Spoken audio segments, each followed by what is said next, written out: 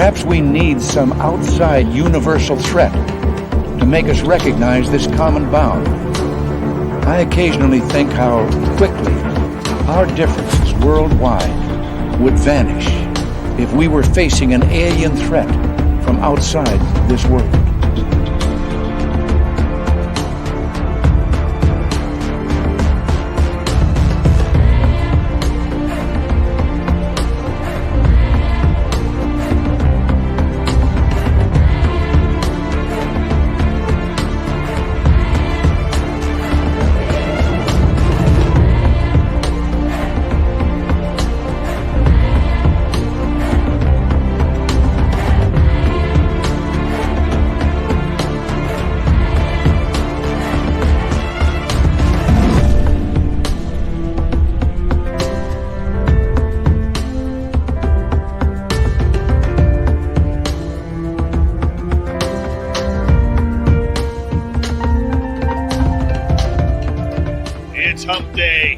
Spaced Out Radio. We are so glad to have each and every one of you with us tonight. Hello, my name is Dave Scott.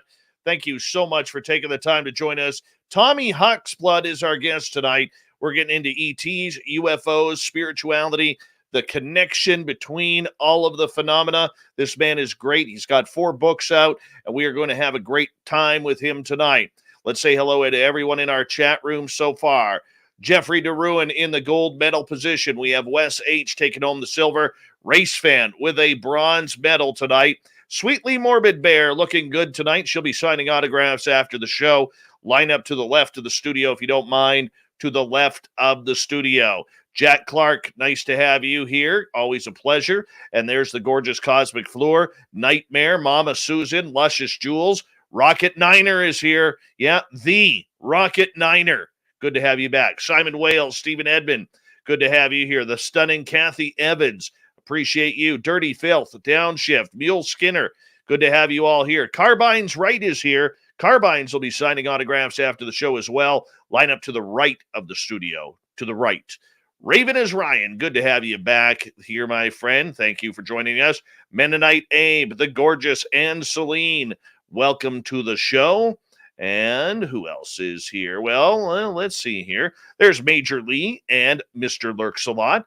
Good to have you guys here. And we scroll on down and we say hello to Double Tim and Brown Dot Flop. We love her. The gorgeous and talented Kira has returned.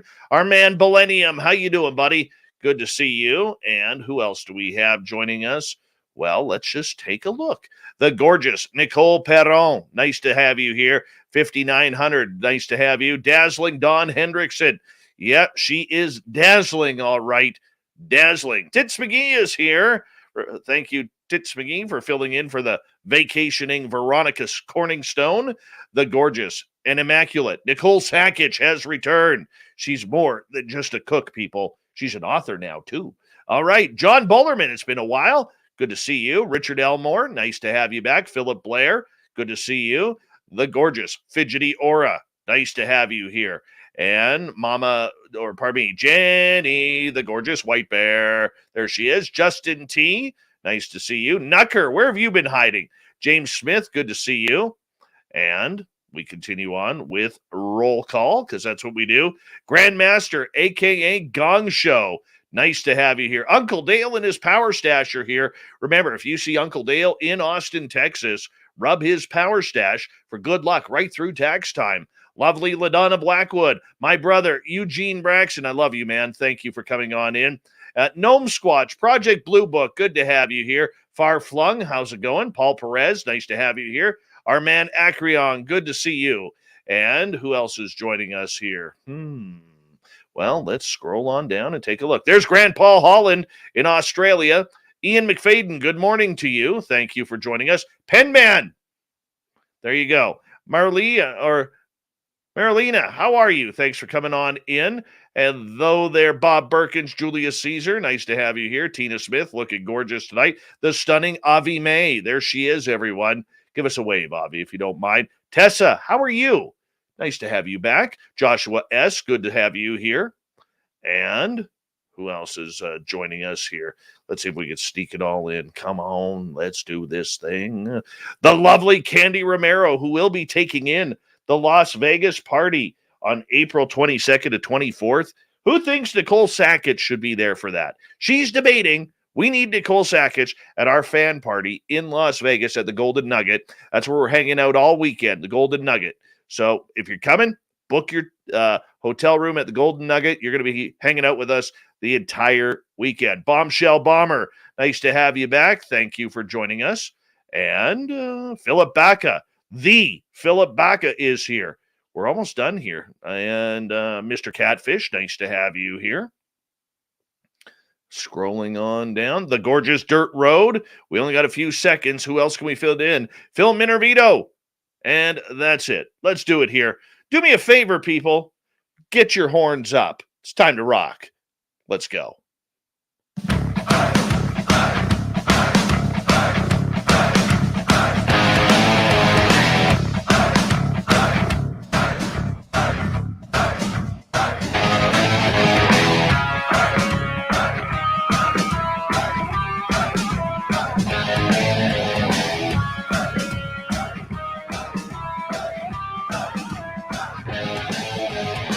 The mountains of central British Columbia to you listening around the world. This, my friends, is Spaced Out Radio. I am your host, Dave Scott, sitting in the captain's chair of SOR headquarters. We welcome you to tonight's show on our terrestrial affiliates around North America, digitally on TalkScreen Live, Revolution Radio, and KPNL. All of our archives are free. Join us at youtube.com/Spaced Out Radio. Do old Davey the favor, hit that subscribe button. You can follow us on Twitter at Spaced Out Radio, Instagram at Spaced Out Radio Show, and on TikTok at Spaced Out Radio. Our website, spacedoutradio.com. We have a plethora of features for you. Rock out to Bumblefoot, read Shirky Poo's Newswire, check out our swag as well. Tonight's show is brought to you by Chive Charities. Help make the world 10% happier by visiting Chive Charities today. You can find them on our website. What a show we have for you tonight, ladies and gentlemen.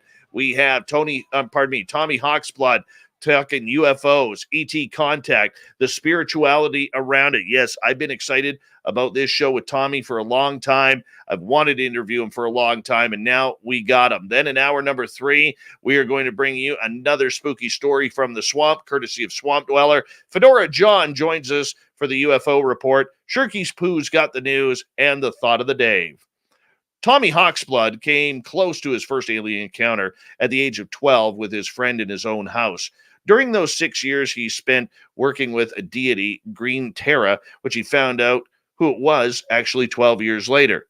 He's learned hypnosis at age 14 and was fortunate to work with world-renowned mentalist, the Amazing Kreskin.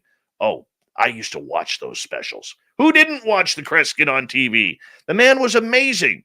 Anyways, later on, he worked with Army hypnotist named Mel Protes at the age of 16. Yeah, very talented Tommy is. He ended up doing group hypnosis sessions as well, which later becomes what he calls past life regressions.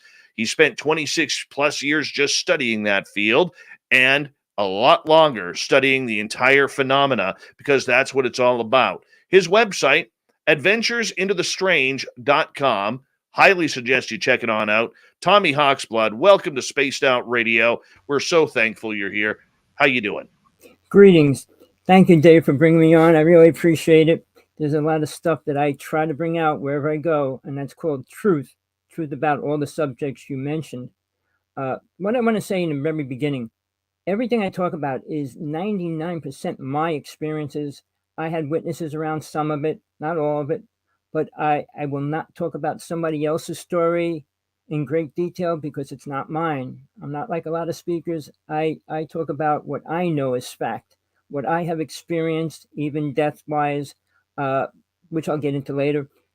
So I don't base my truth on somebody else's. I don't base it on books. I don't believe in a lot of books. I don't believe in a lot of speakers. So I'm really hardcore, probably one of the most hardcore people in the UFO world. But I kind of pulled back from it because my partner split up and disappeared. So whether he got taken over by the government or anything, I do not know. But a lot of things were supposed to happen because we did a show for 9 months on Kerry Cassidy's show, and then suddenly it just all ended. But we were showing pictures of UFOs every week, 5 pictures a night, strange creatures, you name it, that we shot personally. We went up to a place, which I'll go into, about where Tesla worked with DuPont, where it's the most important UFO story never told, which I'll tell tonight if you want to hear it. But as far as the details, I can go into them in detail. It just takes that much longer for each story, but I'll try to get through a lot of stuff today. And please, at the end, get your questions together because I love answering questions. I mean, in all my years, I had maybe 2 or 3 trolls.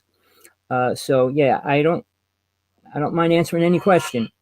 I answer all my questions on Skype or my email. Good, bad, or indifferent. I promise I'll answer them, and I'll give you my truth. And I don't expect everybody to believe me, because truth is really hard to believe or hard to accept if you have a programmed truth, which most people do. And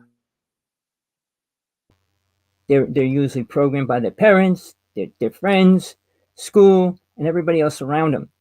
So I was a black sheep, I guess you could call me, all my life. I had a horrible childhood, but luckily for my spiritual side protecting me, and I learned a lot about that, which I really have to talk about the one experience, my first experience seeing a UFO. But it started when I was little. Do you want me to just... Well, Okay. I want to ask you something here quickly, if you don't mind. And that would be, what is truth? Because everybody's truth in this field is different. Everybody wants to believe their own truth. I'm an experiencer. I think I tell the truth to my audience because that's the way we have been able to grow on this show. But I also know I have my critics who think my truth is a bunch of lies and hogwash. So how do we define truth in this field? Okay.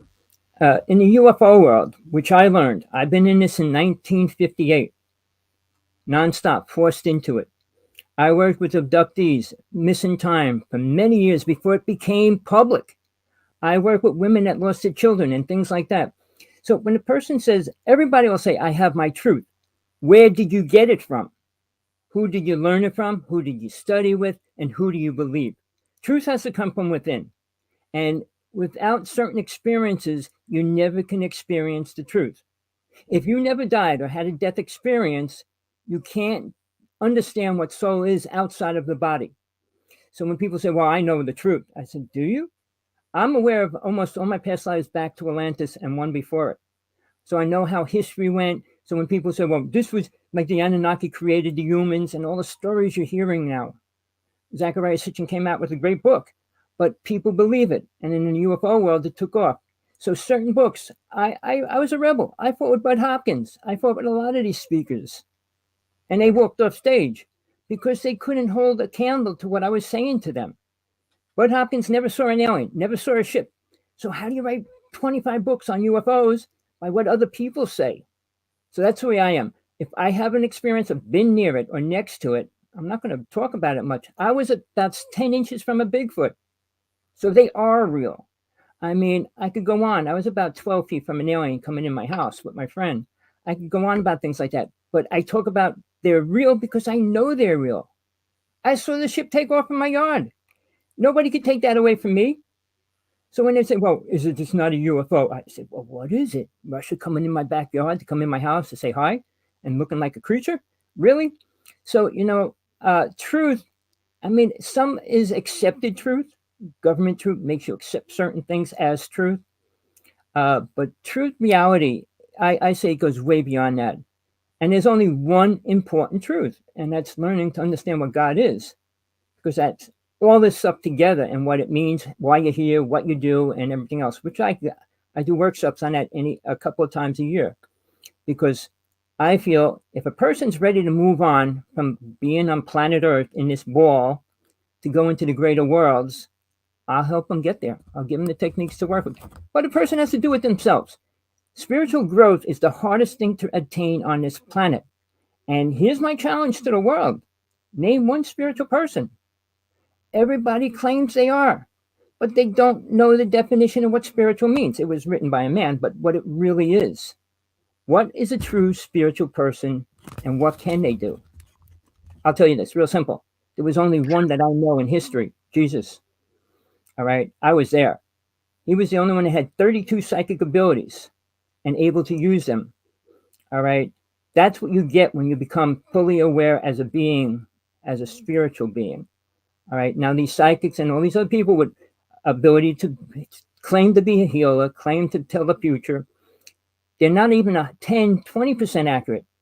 A good friend of mine, he was considered 80% accurate, Sean David Martin, from 1995 till the time he got arrested. The government came after him because he discovered Area 51. He took people in a van up there to watch these aliens, not the aliens, the alien motherships come in every couple of weeks. When they found that out, that's when they bought all that land and surrounded it and made it so nobody can get in there anymore.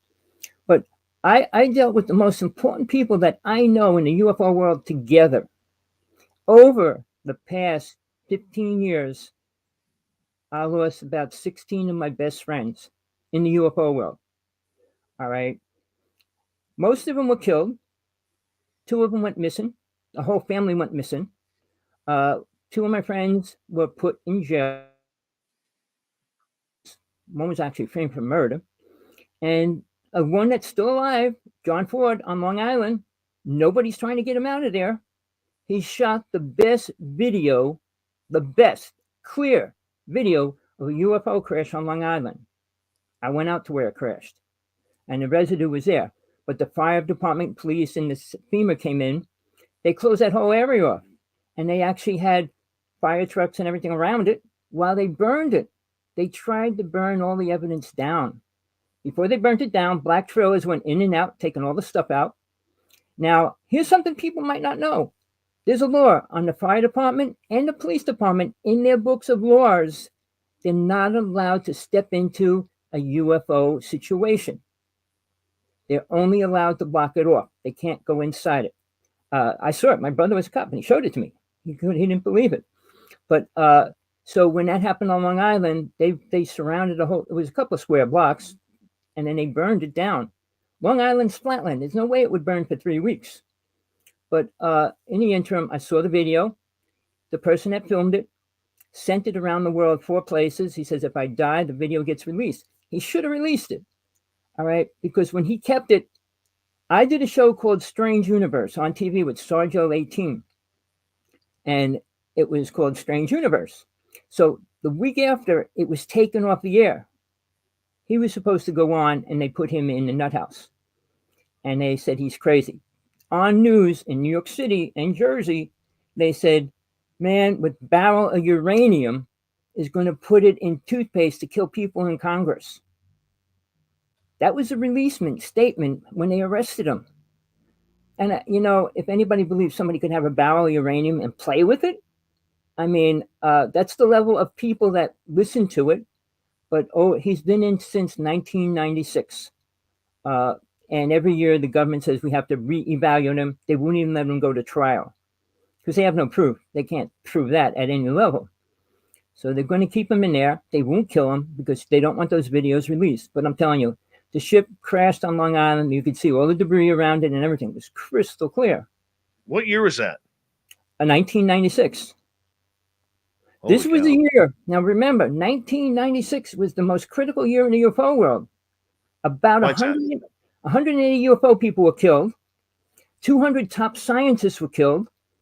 And during that time frame, I mean, you got Phil Snyder's story. You got John Ford's story. I mean, the most important things. But I got a story that's probably equal or even maybe more important than Phil Snyder's story.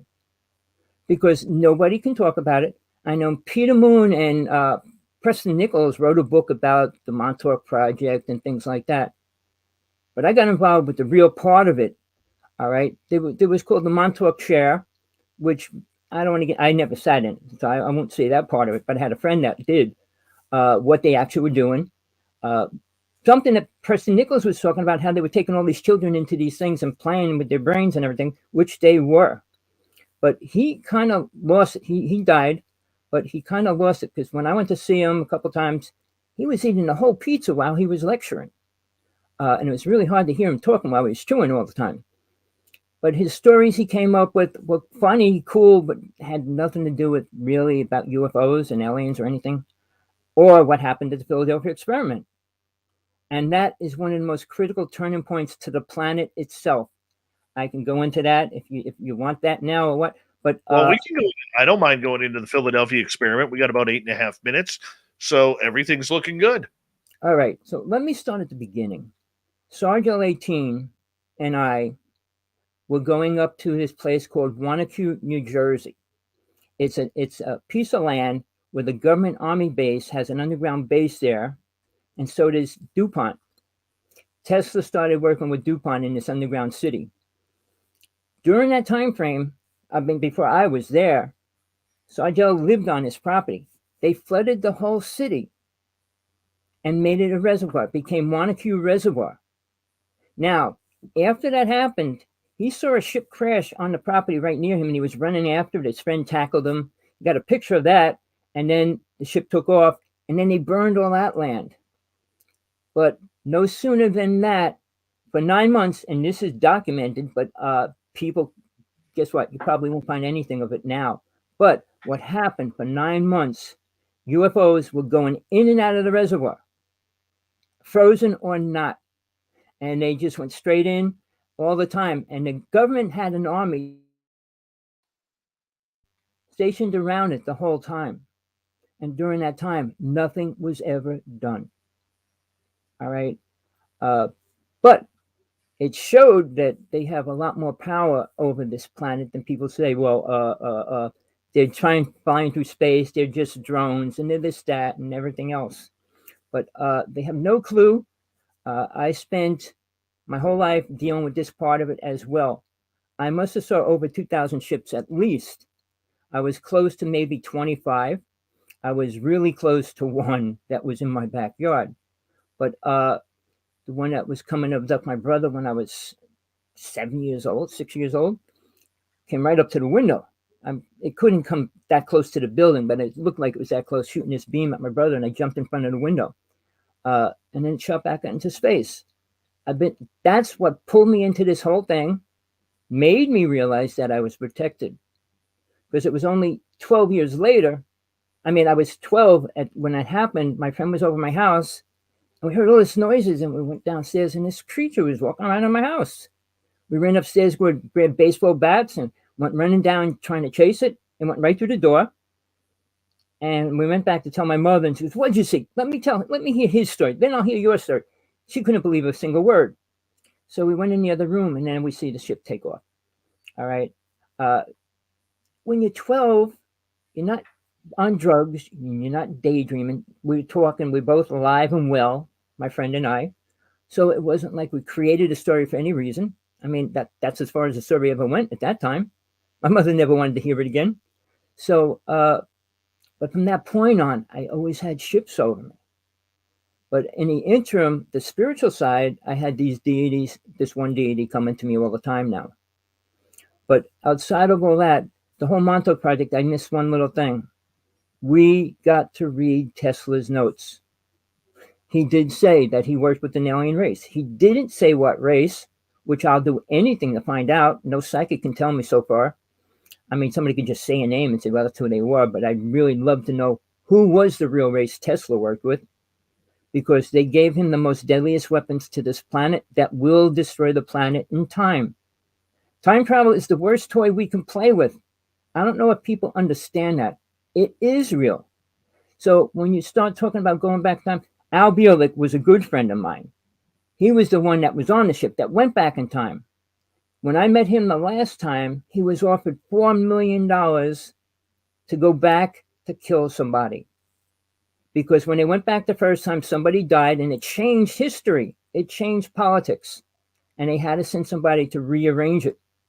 And they were going to send him back before that. My friend, Joe, he wanted to go with me. Can I go with you? I'll go with you. And he said, no. But Al Bielik must have looked like he was 70 years old.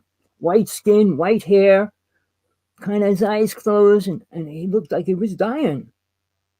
6 months later, I saw him. We talked. They said they can't kill him until a certain date. I'll explain that in a second.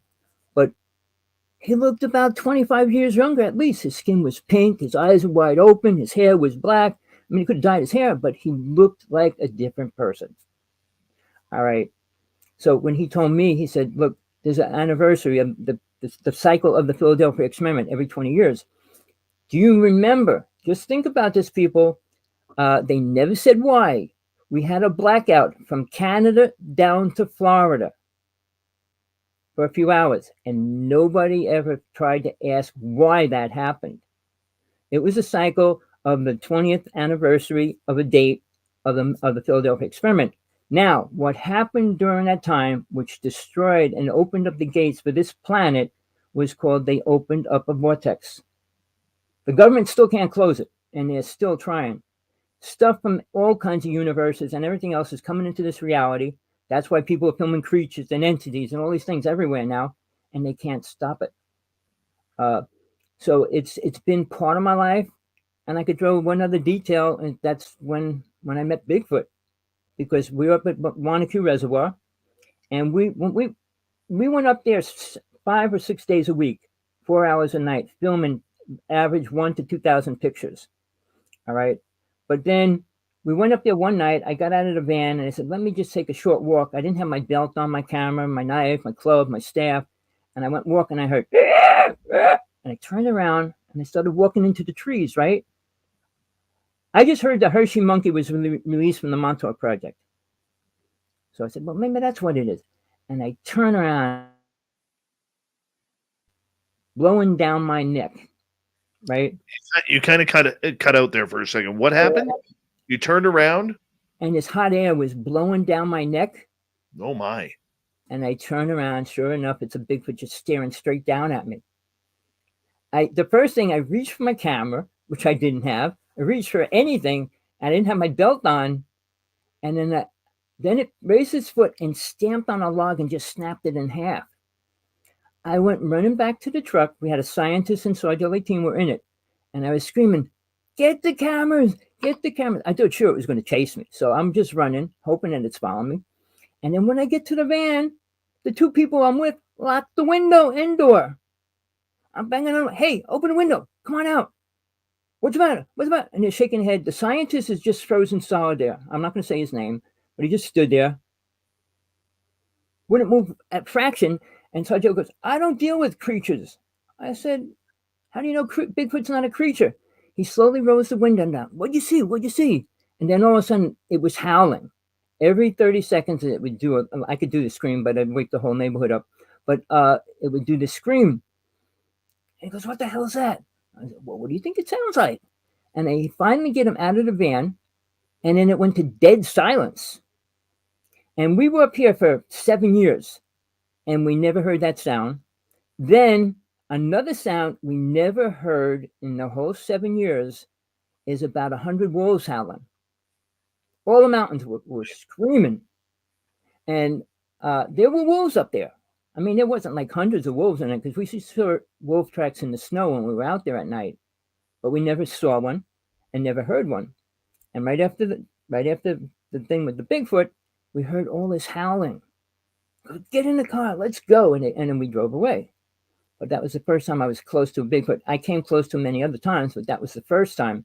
So when people say Bigfoot's not real, I said, well, it's real. I mean, I danced all over the United States for 25 years. Did I got any time? We got like 20 seconds. I'm going to get you to hold that thought right there as we are going to go to break here at the bottom of the hour. Tommy Hawksblood is here, and we're talking UFOs, ET encounters, cryptid encounters, spirituality. How is it all connected? So far, it's mainly interesting. And we are going to continue this path when we return on Spaced Out Radio. Tommy Hawksblood, his website, adventuresintothe.strange.com. And I think we're going to get strange here in the second half hour of Spaced Out Radio when we return on the mighty SOR. Stay tuned.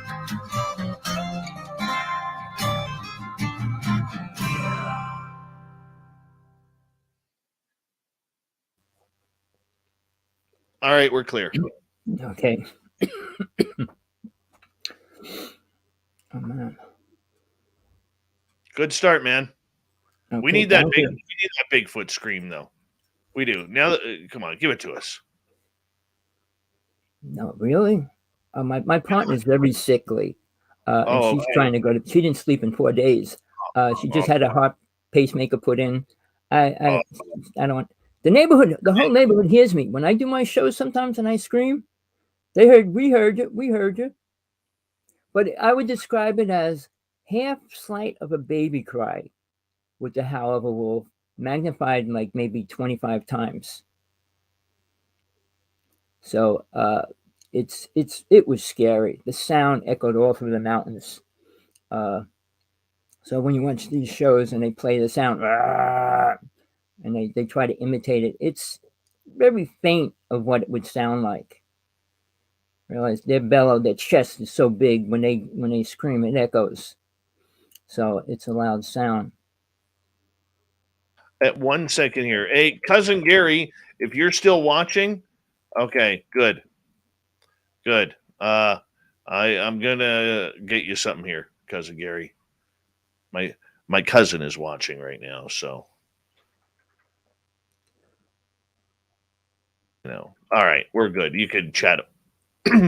Okay, well, let me just finish a little bit. I mean, on that Bigfoot story, that was like the day I was out there without my cameras, without my staff, and everything. The next day, we went out there during the day to see if we could find any residue.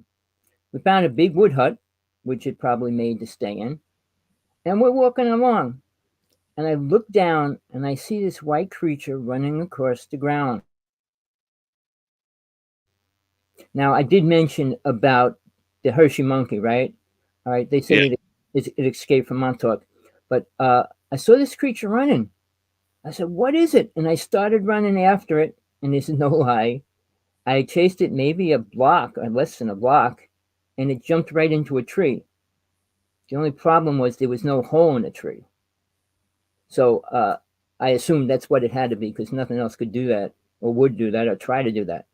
So yeah, it was the other part that I also believed in because they said, well, that was just a myth about the Hershey monkey and all that, blah, blah, blah. But I'm going to tell you this, in my life, I got to see just about everything there is from this realm all the way up to the higher realms of God. And I'm serious about that. And anybody wants to debate me or talk about it or deal with it anytime, I do workshops on it, trying to help people to get to those places, but it's not the easiest thing to do. And you have to worry about the word that people don't believe in is karma.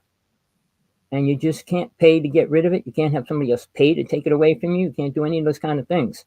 It's something soul within itself, which what you are, has to pay off. And that's the number one thing. But most people don't leave this world. We'll get into that because it's called attachment. And I call them the 5 passions of the mind, which keep soul here. But for me, I was trying to stay away from the UFO world, being pulled into it every chance. I'd be on the highway and this pulsating circular ship would follow me for half a road, half of the way. I was studying with a medicine woman for 26 years, and we did ceremony out on the tip of Long Island. And when I was driving out there, the ship followed me all the way out. And I said, you got to be kidding me. And then they were going to a bar to drink. The whole ceremony was over, and it was the following night. And I said, no, I don't drink. I'm just going to hang out by the ocean. That night, these black helicopters came over me, and they had lights all over the ground, like shining it this way and that way, looking for something. And then all of a sudden, they all just disappeared right above my head. So the technology was there in about 98, 99 for helicopters to disappear. I mean, see, when they tell you we're up to date with equipment, weapons, and planes, we're not even close to where they are or were a long time ago that I have personally seen. I'm just going to throw this in because I'll probably forget it. I live in Hawaii. I'm on the Big Island. I was going downtown to the town, to go to the bank. The bank was closed. I usually carry 2 cameras on me. All right. And I was coming out of the bank. This giant triangle ship came right up out of the mountain, up this way, about maybe 40, 50 feet from my head. It sounded like my head was going to blow apart.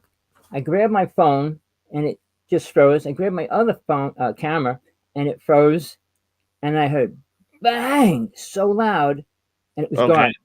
It was out there, gone. All right. So I went into town and asked everybody in town. Got to get you to hold on right there because we're like 10 seconds away from coming back here on the radio side. Hold on.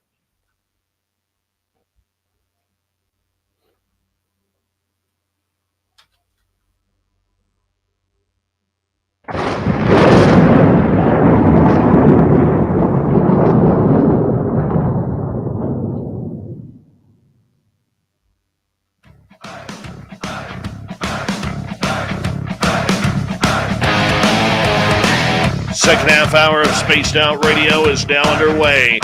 My name is Dave Scott. Thank you so much for taking the time to join us. We really do appreciate it. Want to remind you that if you missed portions of this show or others, check out our free archives at youtube.com/Spaced Out Radio. Do me the favor, hit that subscribe button. Our website is spacedoutradio.com. We have a plethora of features for you. Rock out to Bumblefoot, read Shirky Poo's Newswire, check out our swag as well. Follow us on Twitter at Spaced Out Radio, Instagram at Spaced Out Radio Show, and on TikTok at Spaced Out Radio. We continue on tonight with Tommy Hawksblood. His website is adventuresintothestrange.com, and we're getting strange tonight, and I absolutely love it. And he's an author of 4 books. You can find them on his website and online. Tommy, welcome back. Greetings, everybody. Welcome back. I'm going to miss a lot of my life because I did so many things. It's hard to keep it all together. Because when I was younger, let me just throw this in before I forget all about it. When I started doing hypnosis at 14, I became a high priest at 16. I had my own covenant, had 13 people in my covenant. I didn't follow anybody else's teachings. I created what I did and how I worked it myself. I didn't bring sex into it like a lot. When I finally got this one witch book and they said all about demon sex and all this other stuff, but no, I considered myself a witch. I always use the word witch, not a warlock. I mean, a witch is a witch to me. Warlock just means, well, a male and female. A witch is a witch. So when I was a high priest, I ended up challenging the mob's high priest. I challenged a lot of these people claiming to be these high black priests and things like that. I was a rebel, but I knew I was always protected, and they knew it when I challenged them. So during that time frame, I started challenging God because now I was working with there's 32 psychic abilities. I was working with most of them. And I said, well, God, prove that you're real. I said, Satan. And I would I challenged him because I split up my wife at the time. And I challenged both of them. I said, one of them, prove who you are. Prove that you're better than the other. I said, burn this block down. And that's what I said. Or tear this whole block out. And I waited. And I said, neither one of you are going to answer my question. But that was because I was super depressed. But actually, God healed me. I had a serious problem. All right, I was going to have my stomach cut out. And I said, God, I can't live like this. And within the following day, my stomach was healed. When I went to the hospital, they said, your peptic granuloses are gone. So I believe that happened. I mean, I learned to work with God rather than Satan. But during the other thing I wanted to say, when I work with the dark side, I mean, I say dark and light. I really is working from the light. Dark means you hurt somebody or kill somebody. The light means you try to save or help somebody. So that's the way I word white witch, black witch. Moses basically was the highest black witch that lived on the planet. All right. Because of what he did, the amount of people that he had killed and things like that. But I don't want to get into that right now. But here's the thing. When I was doing all that, I learned 30 psychic abilities. What you could do with them if you use them. Not one of them. Go ahead. Sorry. How do you have so many psychic abilities? How do you? All right. Let me tell you this. Atlantis, everybody had them. We all had 32 psychic abilities. We didn't have to talk. You couldn't steal. You didn't rob. We didn't eat meat. We didn't kill each other. It was incredible. It was the Garden of Eden until 2 alien races came there. All right, and then they destroyed it. But there were 9 races there originally, 9 different colored races.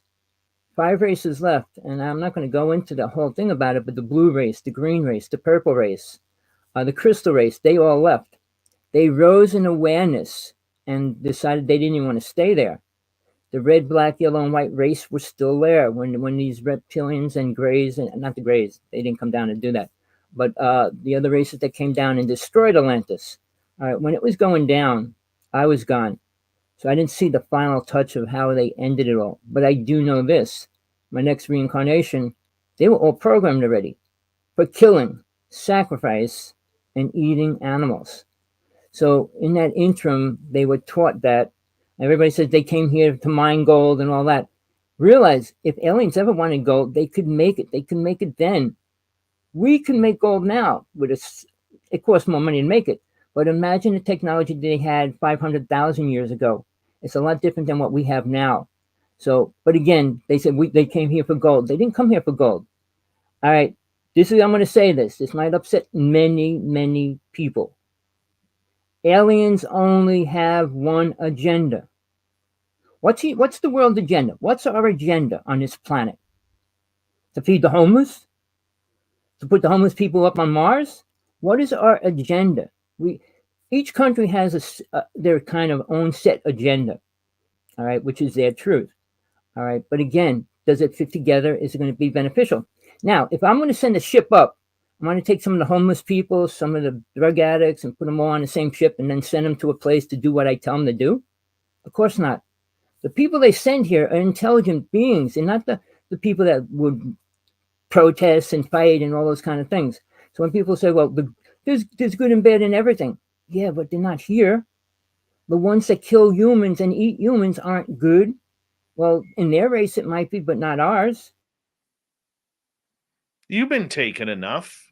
No, I've never been on a ship. Okay, I have. You have, but they can't touch me. All right. Go ahead. What? But my question is this. I mean, there are people all over this planet who claim to have had positive ET encounters.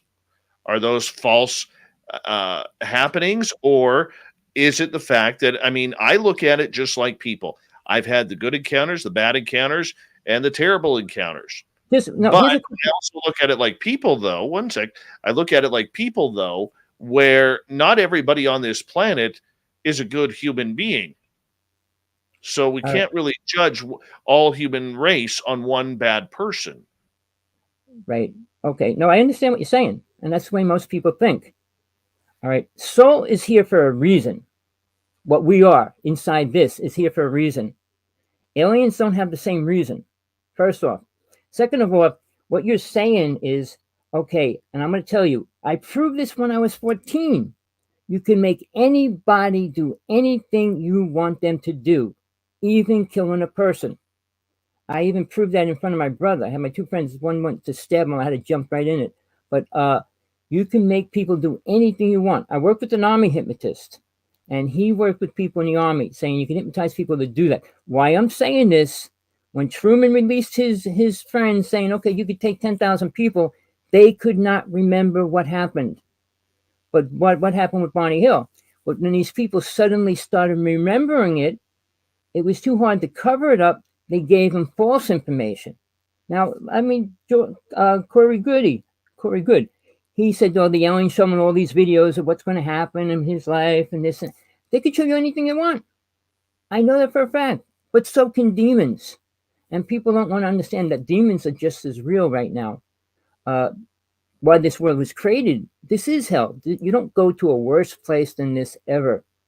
This is the only place in all the universes where you can feel pain, see pain, sense pain, watch pain of your children, your family, and you see all this destruction. You can't see that on the higher worlds because you can't kill a soul. Soul is eternal.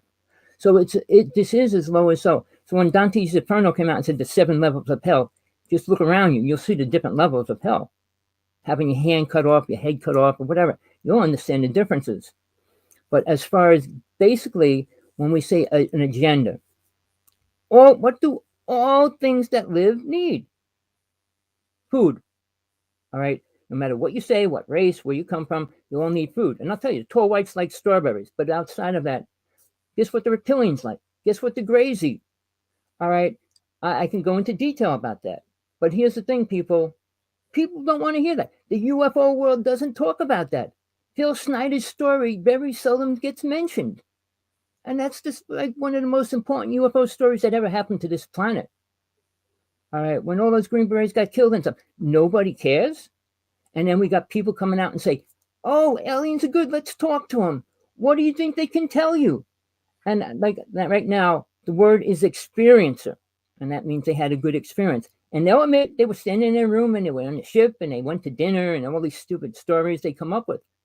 Basically, come back with an artifact and prove something's important. Now, this is another thing most people do not know. My brother's drummer was really close to John Lennon. He was his drummer on a couple shows and different things like that. He actually got John Lennon's ranch when John Lennon died. All right, killed. But in the interim, John Lennon was sitting in New York City with a person I know.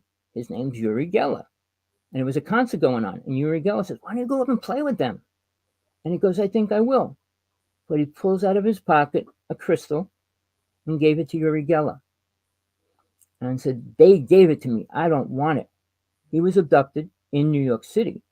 All right. I don't know how much. Oh no, I tried getting in touch with her so many times and she won't reply. When I saw her in person, she had 12 bodyguards around her. All right. But in the interim, she won't talk about it. And she's talking about world peace and everything right now. So Uri Geller just came out last week telling the Navy, get ready for an alien invasion. I don't know if he had any connection with that crystal that John Lennon gave him, whether they got in touch with him or not, or how that works. But Uri Geller was a top psychic. He claimed to be, and everybody tried to put him down. I mean, The Men Who Stare at Goats was based on his story.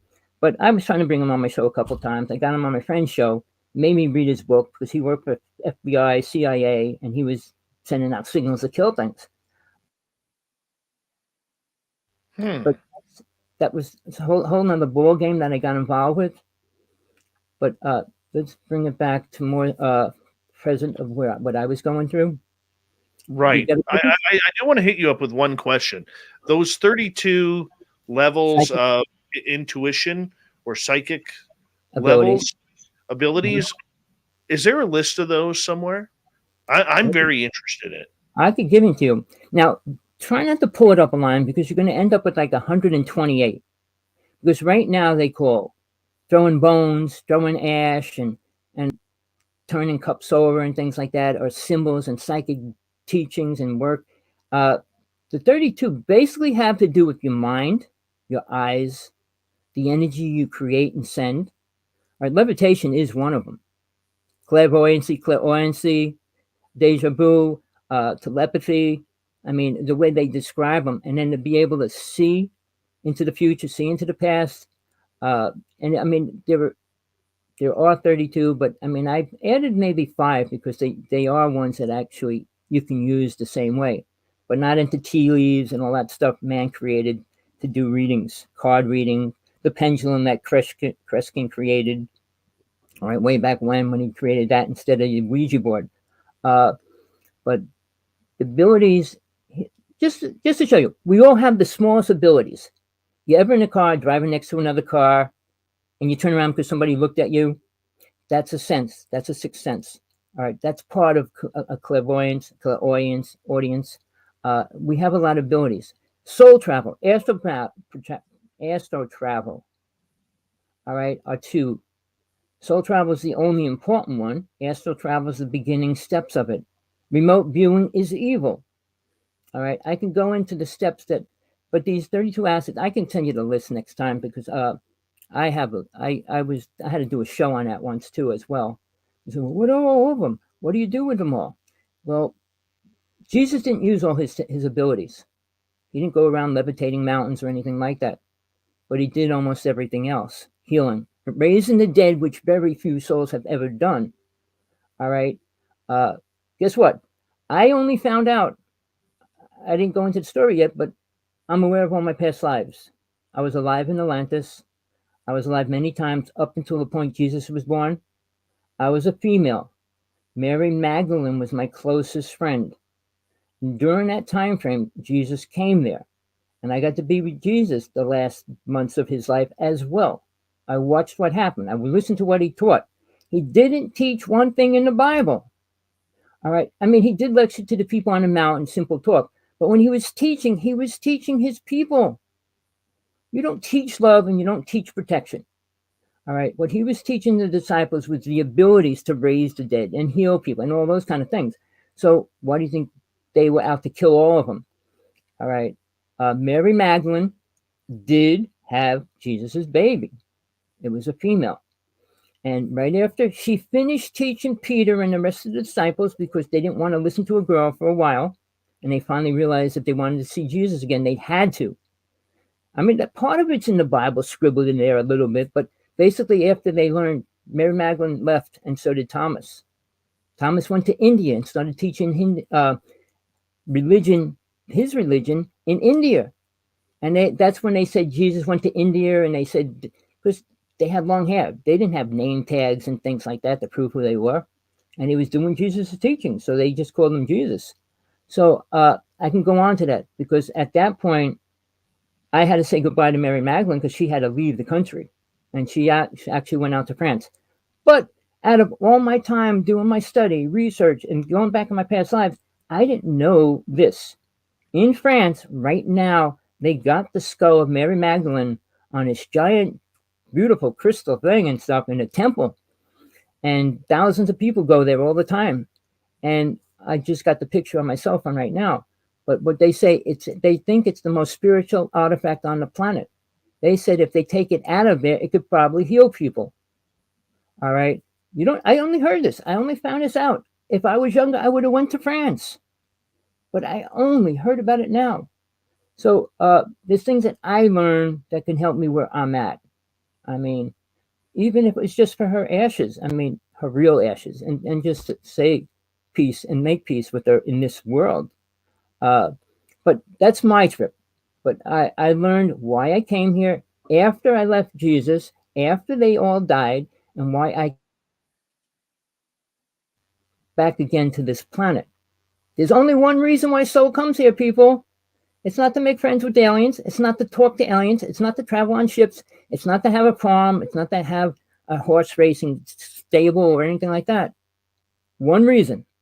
Soul's here not for pleasure. And the only thing humans want is pleasure. So it's a great program that man has accepted. I mean, in weightlifting, it's no pain, no gain. So it's just the opposite. So the truth is, we're here to learn some things that we don't ever get taught. They don't teach anything spiritual in school. They don't teach anything spiritual in church. They don't teach spiritual things in spiritual workshops. All they tell you is you're spiritual. Raise your vibration. When you raise your vibration, things will break around you. Take a tuning fork, a high-pitched tuning fork, and hit it and put it next to a glass. You'll see it shatter. When your vibration raises, the area around it can't survive it. The deities that come here are lower in vibration than the higher deities because they could destroy this planet. I dealt with Shiva, the god of birth and death and everything else. So when I worked with him, I actually had him within me, working within me, I should say. Everywhere I went for a year, and this is no lie, everybody had a major disaster happen instantly when I stood before them. I mean, they just call me bad luck. And I could feel Shiva just saying, your karma's coming right now. I want to ask you this. We got about 5 minutes to go. I apologize. Okay. Out of everything, if aliens are bad and evil, what else is bad and evil that people within the phenomena are practicing? So far, you've said aliens. So far, you've said time travel. What about things like remote viewing or astral projection or anything? I just mentioned remote viewing's evil. Astral projection's different. Remote viewing, you're invading a person's space. Astral projection, you're going into your own space. Your free will to go into the astral plane, but you're not going to get anywhere. When you do remote viewing, you're going, I'm going to go in that person's house. I'm going to go on the other side of the field and see where the army is. George Washington in in New York City, in Madame Jumel's house, which I did UFO ghost busting and release for maybe 3 years, has a picture on a wall with George Washington floating over the army, looking at where they were and everything, and then coming back into his body. And that's how he won the war. So, I mean, and then he put out a prophecy of eight angels he met. So George Washington was a little bit more spiritual than I would imagine him to be. I mean, with all the killing of the native people and everything else they were doing. But when I saw that, when I was in that house, it was amazing because Madame Jumel went to work with the England with Napoleon. And then she got thrown out of there. But then she came back, and then Samuel Jumel was killed somehow in the room. We were never allowed in that room, but I freed all the spirits that died in that house. 20th Century Fox came out there to do a movie. They wanted us to do the movie with them. And I was working with one of the top psychics in the United States. Her name was, well, I'm not going to say her name, but she was one of the most famous, rated by the New York Psychic Center. We used to work together 6 days a week. She channeled anything she could get that we asked it for, that I would, from one of the Stones who was killed in the pool. I mean, she channeled a lot of different things I asked her. She would channel Ludwig Beethoven, and she would just play any song he wrote, crystal clear. I mean, but she channeled a young boy that I went fishing with, and I proved everything she said. Everything she said to me, I made sure I proved it. So she goes, well, this boy came in, and he goes, can I go fishing with you? I said, sure you can. So when I went on this fishing trip, I said, I just said, okay, I'm glad you're here. And then when I went back, she goes, oh, and then she just started talking like him. Oh, when you pulled in that fish and that guy tried to grab, and he said the whole thing straight out. So I kind of learned about different kind of spirits, how they work, how they don't work. I did a lot of demon possessions, working on that, exorcisms. Those spirits are just as evil. We're getting back to the point, aliens are good. All right, they never helped mankind in 40,000 years. They never gave us anything beneficial, and no man made anything spiritual in that whole time. All right. So when I say this, I look at everything being done now, what's happening, what's going to happen. We're in serious conditions. And when all these new age people, all these UFO people, everybody's talking about the good aliens, we're going to raise the vibration of the planet. It would shatter. It's not ready for it. The Earth's okay where it is. It doesn't need people on it. When we say help the Earth, it would be good if everybody got off it. It could do what it normally does. Now, I don't want to get into weather and all that because that's a different subject. But there is reasons why that's happening. Aliens are part of it, and so is the government. But we're in a planet now that aliens are coming to. And why? And you have to say, why would they come here? Why would they want to clone with us? I'll go into another story about that. But basically, if they come here, they want what we have. Aliens need 3 things, people. If they abduct you and they take you on a tour of the ship and they show you this stuff, when they pass you out and put you on a table, they only want a few things from you. What do they want? Blood, semen, and ovaries. They don't need your brain. They don't need your heart. They don't need your liver. And I could tell you this. I went to a base where they were I saw the video where they're cloning graves. They're putting this giant sack of blood. And that's how the government's doing it, the U.S. Army. All right. And that's up in Flagstaff. The base is up there. All right. Is it an alien base or a human base? It's human. It's alien. I mean, it's human base. We're cloning aliens. And I will tell you why. I probably know a little more about Denver Airport than most people. But if you ever read the book, Behold the Pale Horse, it explains what was going on when they built Denver Airport. It's actually an airport base for ships to come in the future. All right. I'm going to get you to hold on right there and hold that thought because we are going to come back after the break with hour number 2 of Tommy Hawksblood tonight. Lots of information running overboard.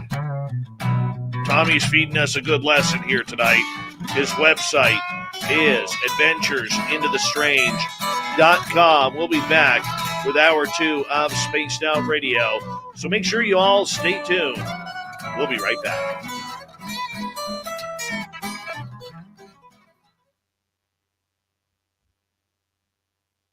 And we're clear. Good job, my man. If I disappear, you'll probably know why. I usually don't go into these subjects too much, but I'm not like a person that hides from the truth ever. I'll die with my truth. I'm not going to live by somebody else's, especially the governments or somebody else out there. No religious person either. So I spent my time in religion. I spent my time studying. I spent my time in every aspect of life. I had 5 death experiences, and each one taught me something incredibly different. And I challenge a lot of the people that have the death experience because they don't really remember what went down. And we should talk about that a little bit, because I think people need to know what happens when a person dies. Sure. And what they don't remember and all those kind of things. But I spent a lot of time on the astral plane before I got out of it. I watched souls come and go. All right. Aliens are reincarnating into humans now. And a lot of people think they're human. Well, they say they're walk-ins and things like that because of that. All right. There's a lot of other reasons too. I mean, another book you should all read, Barbara Messiniak, Bringers of the Dawn. She talked about how the alien races have their grid work around the planet and absorb souls that go through it. All right. If you're an unaware soul, you're a danger to yourself and to everything. Because if you can't get to the astral plane, you're going to stay here as a ghost or a spirit. If you get to the astral, the borderline between the astral plane and the physical realm, and aliens are there, they can use you. All right. And nobody can talk about that either. But Barbara Messiniak did many, many years ago, because that's what she was dealing with. But there's a lot of things, scientists in the UFO world, they don't talk about it. They can't because they didn't experience it. Again, it's really hard to talk about something if you didn't see it, feel it, or experience it. Well, when I was on the astral world, I watched these souls come, they hang out there, and they leave. Time's so different there. Your time there will be 5 to 10 years, average. And then you'll be reincarnating again. That's the time frame. But those 5 to 10 years, you could do billions of things that you would take hundreds of years to do here. So it's helping soul to grow, but when it comes back here, the mind blocks everything out, and soul has to start all over. It's a really hardcore trip. And now when we talk about aliens, I said, well, I wish they could tell me something important. They're going to tell me something about God that I don't know? Really? Can they? Do they know anything about it? So when I talk to people, when I do my workshops, I say, this is what you're going to have to do. Certain kind of exercises and things, and you're going to have to put the time in. It's not a matter what I do. If you want the truth, you have to work for it. Nobody on this planet is going to give you the truth. And especially an alien or Bigfoot. I mean, I study with all the native elders, not study when I work with a lot of the native elders in the United States. They talk about the star beings. They don't even know what race it was. But they never helped them. They talked about working with Bigfoot. Bigfoot never helped them. There was 50 million native people. 49 million were killed within 400 years. Did any race or any alien race help them? No. So what about free will on that though? Free will? We don't have free will on this planet. We want to. We want to believe we do. Can you do anything you want and not go to jail? No, I live under a Trudeau government. We all live under a sick government. I mean, we shouldn't talk about that. But we all lived under complete control. We don't talk politics as long as it's about Justin Trudeau and the way he's hiding from his citizens. Okay. So move on from there. Okay, but we're all prisoners of somebody's law. And I can go into when Thomas Jefferson and his crew stole the Constitution from the native people. And they stripped them from being part of it. And then they created the Constitution. If you know all the symbols about the Constitution, what it says, it's all based on the eagle with the arrows in his talons. And basically, when they formed the 5 tribes, the native tribes, before they killed them. All right. So it's a sad story, but who was it? Only rich people. I'm a rebel. I'm hardcore against rich people, especially those big name people, the 3 of them up there right now. I write them letters every day. And I give them I say, you want to watch a show? You want to hear the truth about something? Listen. Because somebody can't even talk about what's causing the problems to the planet right now. I mean, we're dealing with this stuff. Aliens going through the space doesn't do the same thing our ship going through the space, the ozone is. We destroy it. We're not using that technology everywhere. And if Musk puts 1,600 chips up there in the next year, he's going to burn holes in the ozone. Alaska has the biggest hole in the ozone. Do you know why? It has the biggest army base on the planet in Alaska. It's owned by British and the United States. All right. That's very little known facts, but it's real, people. Check it out. All right, my friend, we got about 25, 30 seconds here. I'm going to get you to hold on. Thank you to Dirt Road ×2, Thomas and Kevin for the super chats. It is a wonderful way to support this show on a nightly basis. I'm going to put a link in here into the chat room too as well. It's to Merle's and myself's brand new creepypasta channel called Canada's Great Unknown.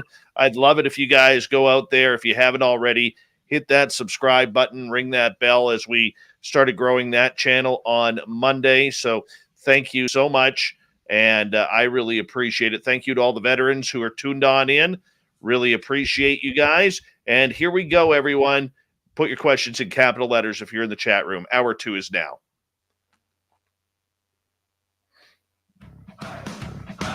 You're listening to Spaced Out Radio with Dave Scott.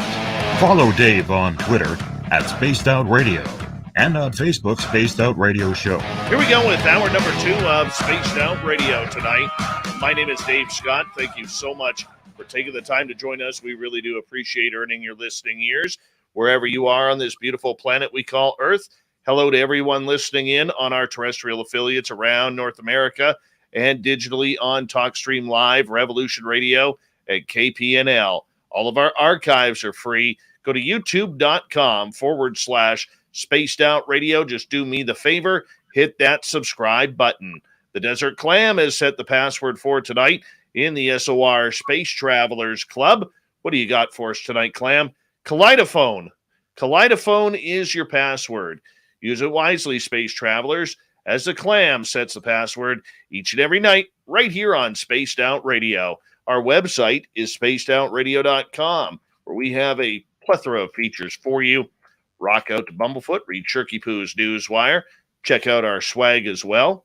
Follow us on Twitter at Spaced Out Radio, Instagram, Spaced Out Radio Show, and now on TikTok, Spaced Out Radio. We continue on tonight with Tommy Hawksblood, UFOs, ETs, ET contact, spirituality. Where are we going? His website is adventuresintothestrange.com. Highly suggest you check it out. Tommy, welcome back. Greetings.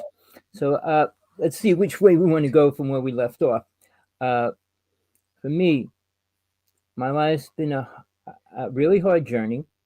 Would I ever want to do it again? Of course not. Would I want to ever get involved with UFOs? Never. Would I want to be involved with this whole thing? No. I mean, I wanted a normal family life. I would have been super happy if I had it. But I had serious problems with relationships when that happened. And the child was, I don't want to get into it all, but it destroyed me, my relationships that I did have. And then I kept my search for spiritual truth, finding what God truly is. I searched 14 religions in detail. I mean, I was baptized 14 in the Protestant religion. I went to the Catholic religion. I went to the Jewish, Jehovah's Witness, Hare Krishna. Then I started studying Tibetan religions and every other path. And I was trying to find which one could have any kind of conversation about a real God. Then I just recently, a couple of years ago, I met Mr. Conversation with God, and I challenged him about 5 times, and we talked. I met everybody out there, mainstream. All right. And I Saved by the Light. All right. Even that person, I challenged him in front of 13 people at a dinner party at a UFO conference. And when he stood up and talked, I was blown away because he told the truth. And he said, and I don't want to say the whole thing again because he said it to us in front of 13 people, but he did admit it. Who he was, where he was from, why he's going to have to reincarnate many more times. And that's why he does so much for hospice. You'd be surprised the truth behind people. I went to do a show. This person said, I'll bring you on a show and you can debate anybody that comes on with the truth. The second show, I had Michael Horn on. I let him, you know who he is, right? Oh, yeah. I had him on for a half hour, let him talk. And then I asked him 3 questions. I said, tell me the truth about these. And he said, you're going to do, and he just hung up and got off the show. But then I brought, then I brought Laura Eisenhower on my show. And she stayed the whole time. She said, I agree with everything you say. She doesn't know much about her grandfather at all. But she goes, oh, I agree. I mean, she claims she's a majestic and all that. But after the show, she said, I want to bring you on mine. I said, okay, goodbye. I listened to 3 of her shows and realized she was thinking the opposite of me completely. So I said, I'll never get to go on her show, and I don't want to, because she's into this love and light thing and then change the world and do prayers for this and that and everything. I'm not there. So, I mean, when I deal with people, the good people in the UFO world, I was friends with the ones that died. Fred Bell, all right, he was probably the most important person out there as well. He was working with Billy Meyer's ship's alien friends. All right. He created a lot of devices and things. His family's still selling those devices, nuclear reactors and things like that. But when he was killed 2 days after he did the show with Jesse Ventura said, aren't you afraid to get killed? And he goes, no, I work for the government. And he goes, well, what about me? He goes, you're too high up. 2 days later, Fred Bell was found in a hotel room dead.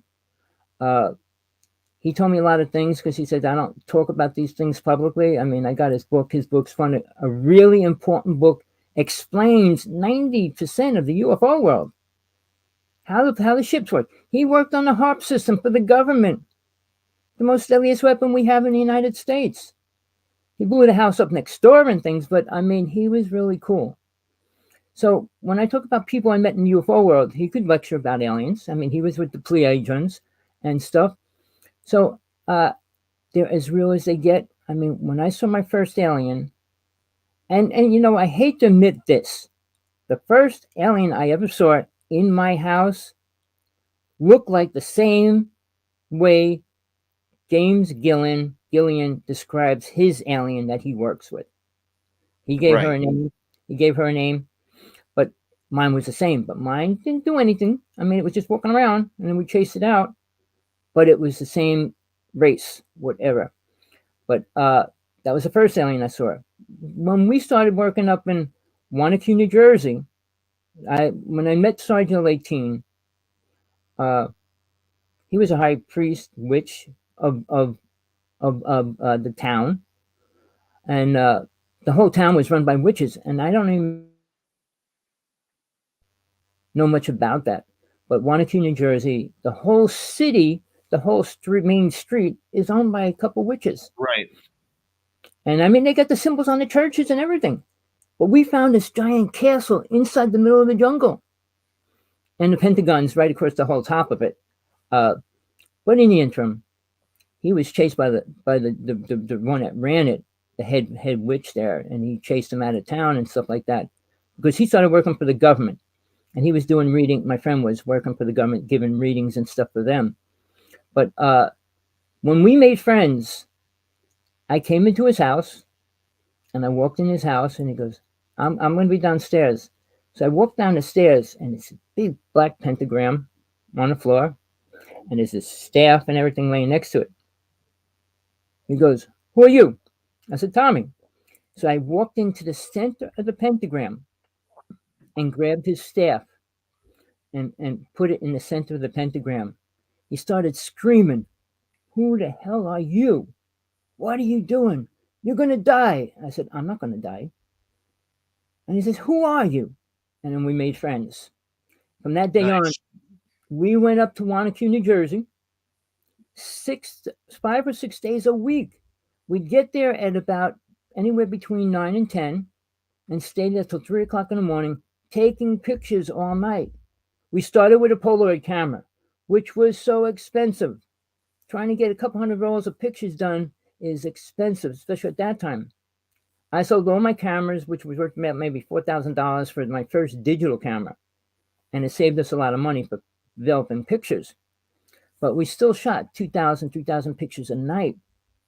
He would download them and everything else, and we'd go over them. When we first brought the pictures to the print shop, they would turn around and say, well, a lot of these didn't come out. I said, we want every picture, good, bad, or indifferent. And I always told them that, because they would say, well, this has a big spot on it. This has a weird thing in it. And I said, no, that's what we want to keep. So we got all these pictures of the things. We have thousands. Well, he copyrighted all our pictures, all of them. All right. But I can show them because I was there when it was filmed. I can go into some of the things that we filmed that were incredible that no UFO person could explain. He shot a picture of me from the back of me with the silhouette of me looking back at me. And the lighting was on the opposite side. So it wasn't like the lighting hit this or the things like that. And we sent it out to everybody to see if they could figure out what it was, and they couldn't. But in the interim, we were the first people to go to New York City and declare orbs. We said we can film anywhere we go, anytime. And there was about 250 people in the room. And I shot the camera for a half hour while he was talking. And I said, well, let's look at the pictures now. There were orbs in all the pictures, every one of them. And in the interim, we got a picture. I have a picture of this lady with this white beam coming down her. And I said, wow, check that out. So I was at the door waiting and watching everybody leave. And she never left. I mean, I wanted to talk to her. I said she must be an alien or something weird, but I never got to see her leave that room. But from then on, we started lecturing. We lectured for global sciences for 6 years around the United States. Every twice a year in different parts of the United States. I got to meet all the UFO people. I was going to build a spiritual city 24 years ago with a couple famous people. I'm not going to say all the names, but we had 5 people. We're going to open up a spiritual city. They wanted $1.5 million for this castle that was created by an alien.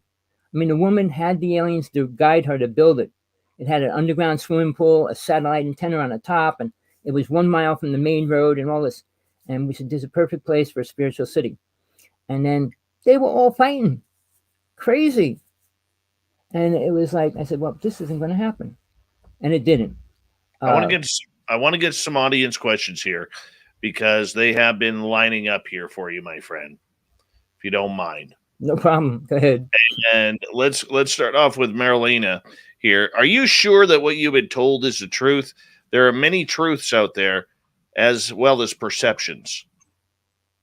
All right. When you say, when I was told truth, who told me the truth? I saw it. All right.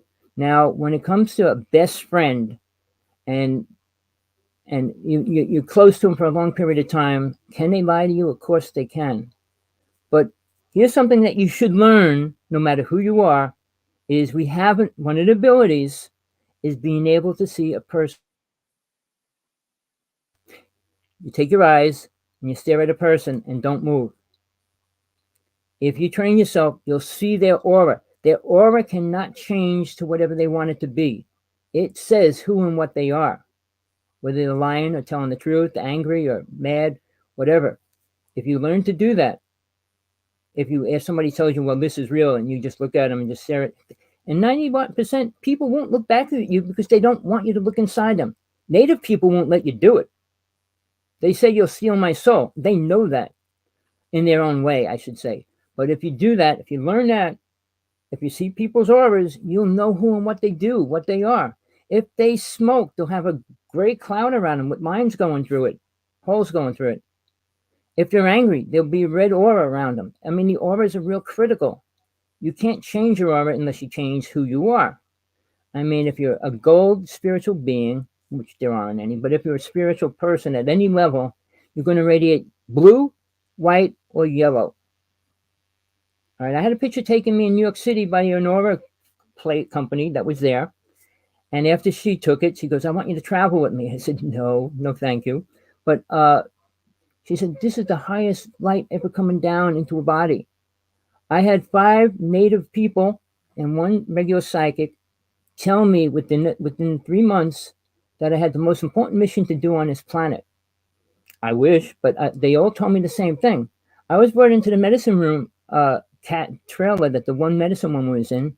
She said that you got to come after the dancing tonight to my cabin. So I went there.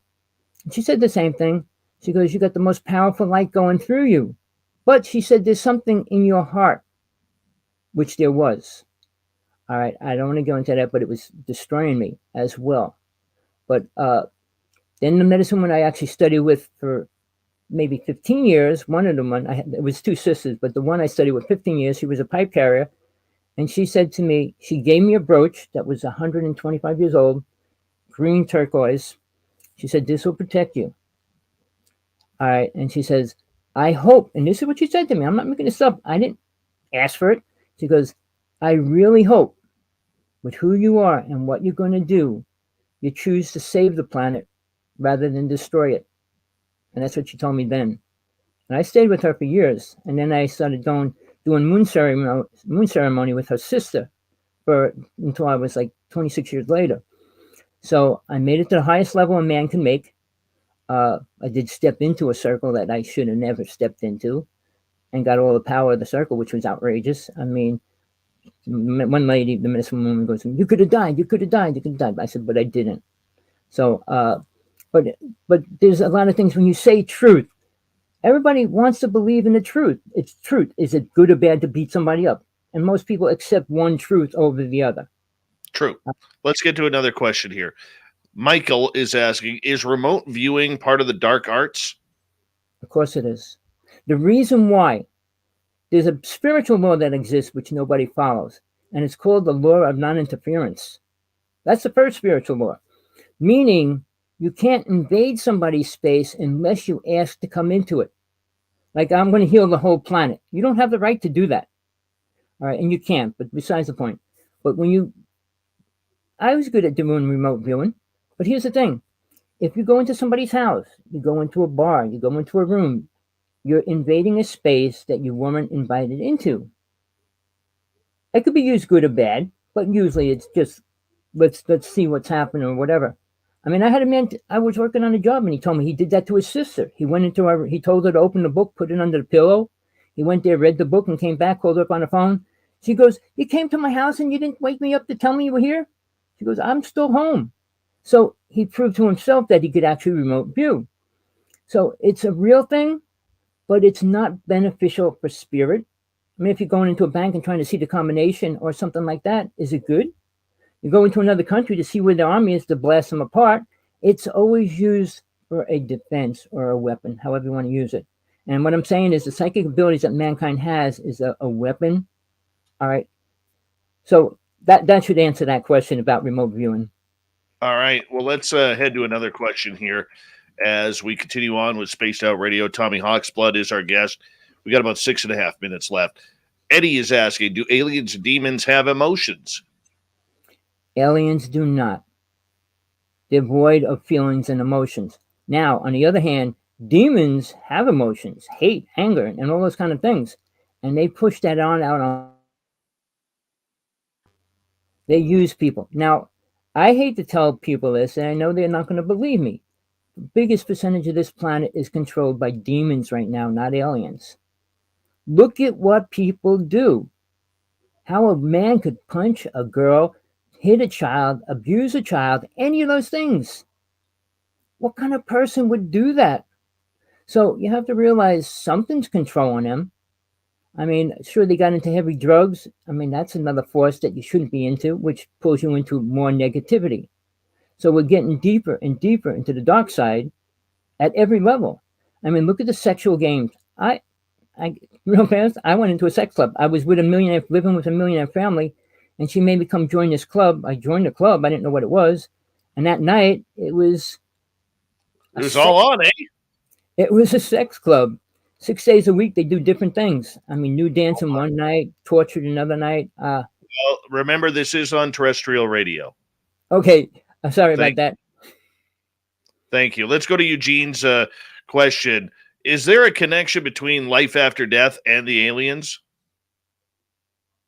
Life after death and aliens. Yes, for humans.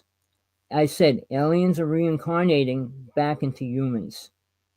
See, being unaware of what they're supposed to learn, the same as most people are, about the abilities of spirit, not the abilities of a physical body. All right. Aliens are more concerned about the physical body. So they don't have feelings and emotions. So they don't understand when they pull somebody's body parts apart and things like that. They don't understand that either. I mean, they still look at it and try to wonder what's going on, but they don't have the same feelings. So they got to reincarnate as well. But they're reincarnating back as humans rather than aliens because they're moving up the ladder. So humans are, and people won't believe this because they say we're so ignorant, are the most spiritual race in all these lower realms. All the aliens that come here. Realize who controls all the alien races? Only 4 of them do. Well, maybe 6 between that control every alien race out there that are attacking us or using us or coming near us. I mean, you get these other names like SOR UFO out, the Andromedans, and a couple other names. But they never did anything. The Galactic Federation never did one thing. Ashtar Command never did one thing. And they got millions of followers and everything else now. And Stephen Greer is creating his work groups now and everything, how to talk to aliens and stuff. But it's not going to benefit us. It's not going to change our government. People have to realize the only way anything changes, and Jesus even said it, if the laws are unjust, you change them. You don't go against them. Because you go against them, you go to jail. So you do it right, it happens. Oh, somebody threw up there real fast. Yeah, Johnny is asking, what about orbs? What are they? All right.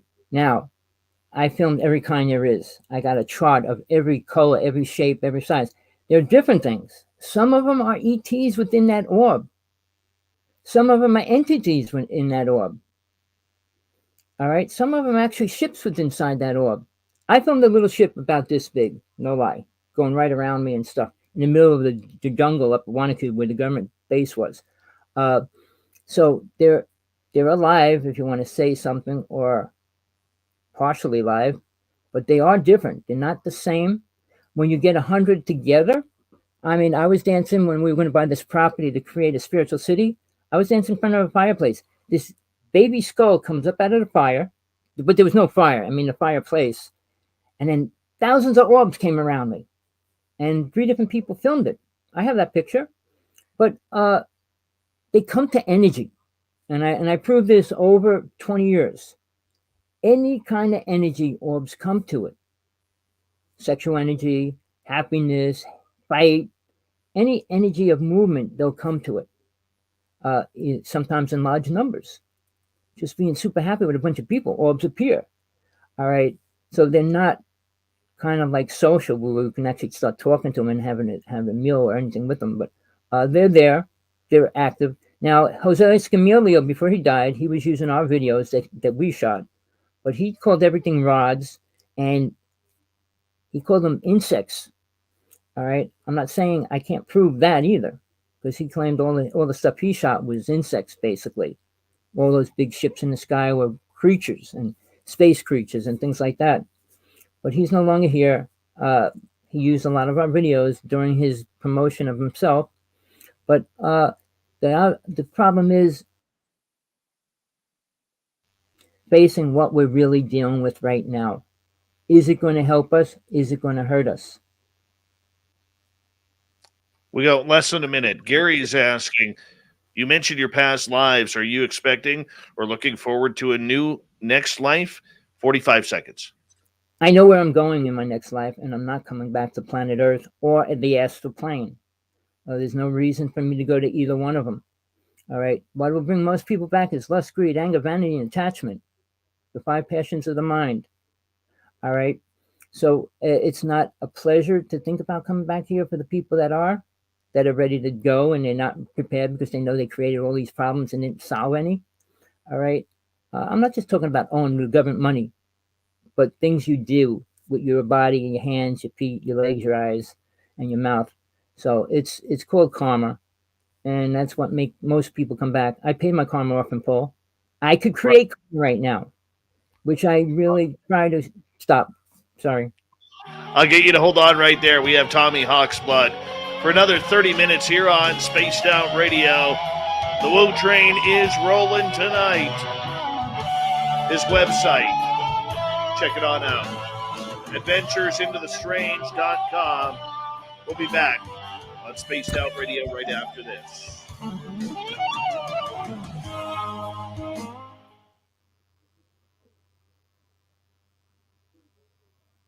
right, we're clear. Okay, everything okay so far? I'm sorry about that. I forgot when I wanted to say, well, the sex club That's that they okay. made me go to. Yeah, that was bizarre. But I think everybody wants to hear it now that we're in the break. well, basically, it's a sex club. It's sex positive in Seattle, Washington. You got to join because you can't go in there legally unless you join a club. So when you join, you go there. There's 7 days, 7 meetings. Tuesday night's dance night. You could dance naked or not if you want. Wednesday night is torture night, where they got the racks up. They got rooms for every kind of torture. All right. They got group rooms where you could let people come in and watch you if you want. And it's just so crazy. But I did something really important when I was there, believe it or not. I'm working on finish a book right now. And it's a really sad, one of the most horrible things happening on this planet. But I interviewed as many as they could what happened to them when they were little. Every single one of them was sexually abused.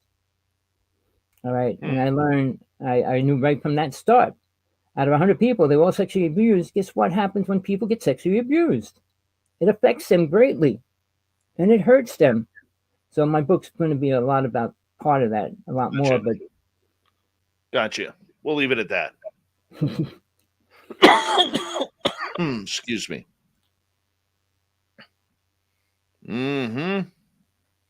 All right. We are about halfway through. Did you ever hear the name John Edmund? Sounds familiar. The Stardust Ranch? Oh, yeah. John Edmonds. I thought you said Don Edmonds. No, John Edmund. I Yeah. brought him out. I found him. I got him to come out. I worked with him 2 years. We almost did a movie. And then I kind of ended my friendship with him. All right. I got my friend to do his books for him, everything else. But just the way he treated animals, I couldn't deal with it. And he always had a great story to cover it up. He had 19 horses, 10 dogs. I don't know to get into it. It's just a bad thing, and I couldn't deal with it. I went there. I stayed there for a week. I got right next to an alien. The medicine woman I brought with me shot a picture of the alien as well. We filmed the demon over his wife. Well, really, that's most scariest looking thing you ever wanted to see. John Edmund has it. If he ever releases it, would be outrageous because she said, I'm not going to give anybody else a copy. He has the only copy. He can do what he wants with it. But in the interim, I just sent him an email saying, where are you in the UFO world now? Because I thought he'd get big, but he claimed he killed 18 grays. And he said he was killed one when I was on the phone with him, and then he hung up. But when I went out there, I didn't see the damages. I said, where's the blood and all that? And he goes, well, I cleaned the sword off. I said, why would you clean the sword off? And all the things, he always did things that made it just the opposite of being true. Like I said, I look for the truth, period. very understandable. Excuse me. All right. We have about 2 minutes here. Oh, 2 minutes yet? Yeah. Well, do you know much about MJ12? A little bit. I was friends with one of them. And we were forced to meet the Men in Black. And we went to dinner with them. And they wanted me and Sergeant 18 to stay with them all night. I said, sorry, I got to go to work the next day, and I left. But one of them that was sitting right next to me knew all about me. And he goes, I deal with UFOs, but I don't know nothing about spirit. And he turned around and he goes, well, look into my eye. And he said, that's a camera. They're filming everything we say and do right now, just so you know. He gave me a video. He gave me a VHS tape. And when I went home to see it, he drives a van. The van's worth $2 million at that time. And he monitors computers within a quarter of a mile. And that's what he does for a living. Oh, wow. And they track 450 child porn people in 1 week. We don't talk kitty porn on this show. Not at all. I will draw the line there. So, but that's what he did for a living. So for me, I did not keep that tape. I got rid of it. But the other two guys offered us millions of dollars. I mean, they were standard black. Hold on, my friend. We got like 5 seconds here. Get you to hold on. I apologize. Here we go. Thank you for the super chats, everyone. Here we go.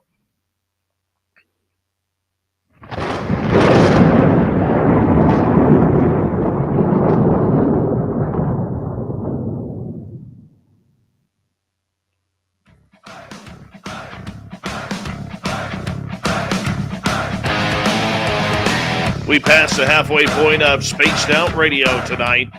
My name is Dave Scott. Thank you so much for taking the time to join us. We really do appreciate it. Want to remind you that if you've missed portions of this show or others, check out our free archives at youtube.com/Spaced Out Radio. Do me the favor, hit that subscribe button. Our website is spacedoutradio.com. We have a plethora of features for you. Rock out to Bumblefoot, read Shirky Poo's Newswire. Check out our swag as well. Follow us on Twitter at Spaced Out Radio, Instagram at Spaced Out Radio Show, and now on TikTok, Spaced Out Radio. For the final time tonight, author, researcher, experiencer, Tommy Hawksblood is here all the way from beautiful Hawaii. His website, adventuresintothe.strange.com, is where we roll with this one, and we appreciate you coming on in, Tommy. Thank you so much for joining us.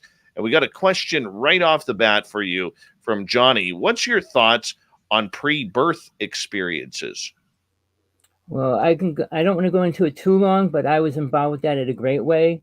I had a girlfriend, and we were planning on having a child, and I took her. We went to the astral plane, saw the soul that was going to come in, and she got pregnant, but she did something to get rid of it, and the child never came here. I met with the child and said, you're going to have to find some other place to come into this world. Soul is allowed to come into certain places, depending on their karma, how much they have in the reality that they created in their past life. They have the choice to come into certain realities. Some they're just forced into a situation. You could go to China, you could go to Russia, but some tried it. A lot of people want to come back to their family. If their karma is equally enough for that to happen, they can be born as a grandchild, a grandson. People say, well, my son just acts like my grandfather, or however, and they notice that. But the memory is not fully there. I mean, the child's not going to remember all of that, and the parents aren't going to really know that that's really the grandfather. It's changing. Little by little, the awareness of that is changing and opening up, children being a lot more aware of their past life.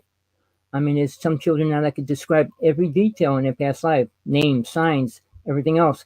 So it's opening, but souls becoming a little more aware in general, not greatly, but there are souls that are starting to wake up, is the way I would put it.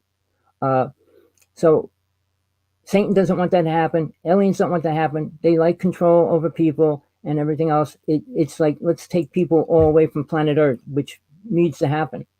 All right, this isn't heaven. It never will be. So when people say, well, oh, this is beautiful, everything's beautiful in the eye of a beholder that says it's beautiful.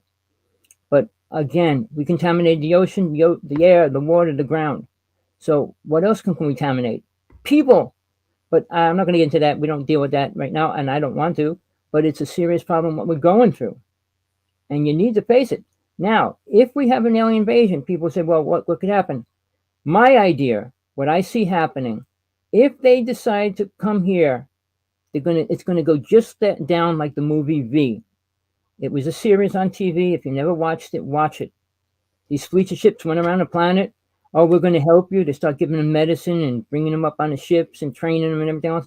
While the queen is making a pot of her children, and then they're going to inject all these people. It's horrible. But it's like the cover up. They all think they're getting helped. If an alien comes to you, if you have an angel come to you, well, I can help you. They can't interfere with what's going on. Oh, I'm going to help you. Guess what? Bob Dylan came on public TV and said he sold his soul to the devil. And when he did, every song he ever wrote after that went to gold, no matter who he gave it to. And he said, I'm not the only one that did that.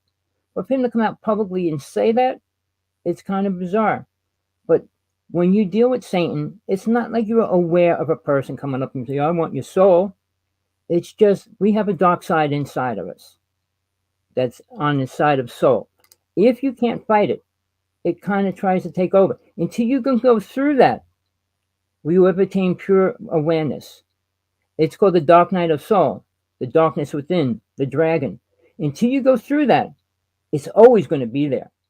And it's like waiting to pull you into anything it can. And that's why Satan is considered not real. Well, that's not real, but they'll deal with the demon inside. I mean, different religions call it different things, like the dragon or whatever. But it is the dark side. When somebody gets drunk, when somebody does something, they get mad, they turn into another person. That allows that energy to feed through their body. I mean, a nice, innocent person gets mad, turns around and stabs somebody. I mean, it's because that energy is in control now. Soul doesn't have full control of the body, ever. And I give a simple technique how to determine if soul's making you do something or you're not making you, or mind telling you to do something. It's real simple, but it's a matter of listening to the first thing that pops in your mind or the second thing. Whichever one you find out to be true is the one that will always be true in a matter of a life and death situation. If you're going down the highway at 60 miles an hour and something says, stop right now, and the other thing says, oh, hurry up, hurry up, hurry up, and you keep going. There's a one that's telling you what to do, because soul can see before, middle, and after of a situation. They're not in the same time frame we're in. So they will protect you in major situations if you can listen. Very few people can do that even. And it's very simple. Somebody's telling you two different things. Who do you listen to? Well, you either learn it's the first one or the second one. It doesn't change. If it's the second one 3 times, it's always going to be the second one. If it's the first one, you'll know it's always the first one.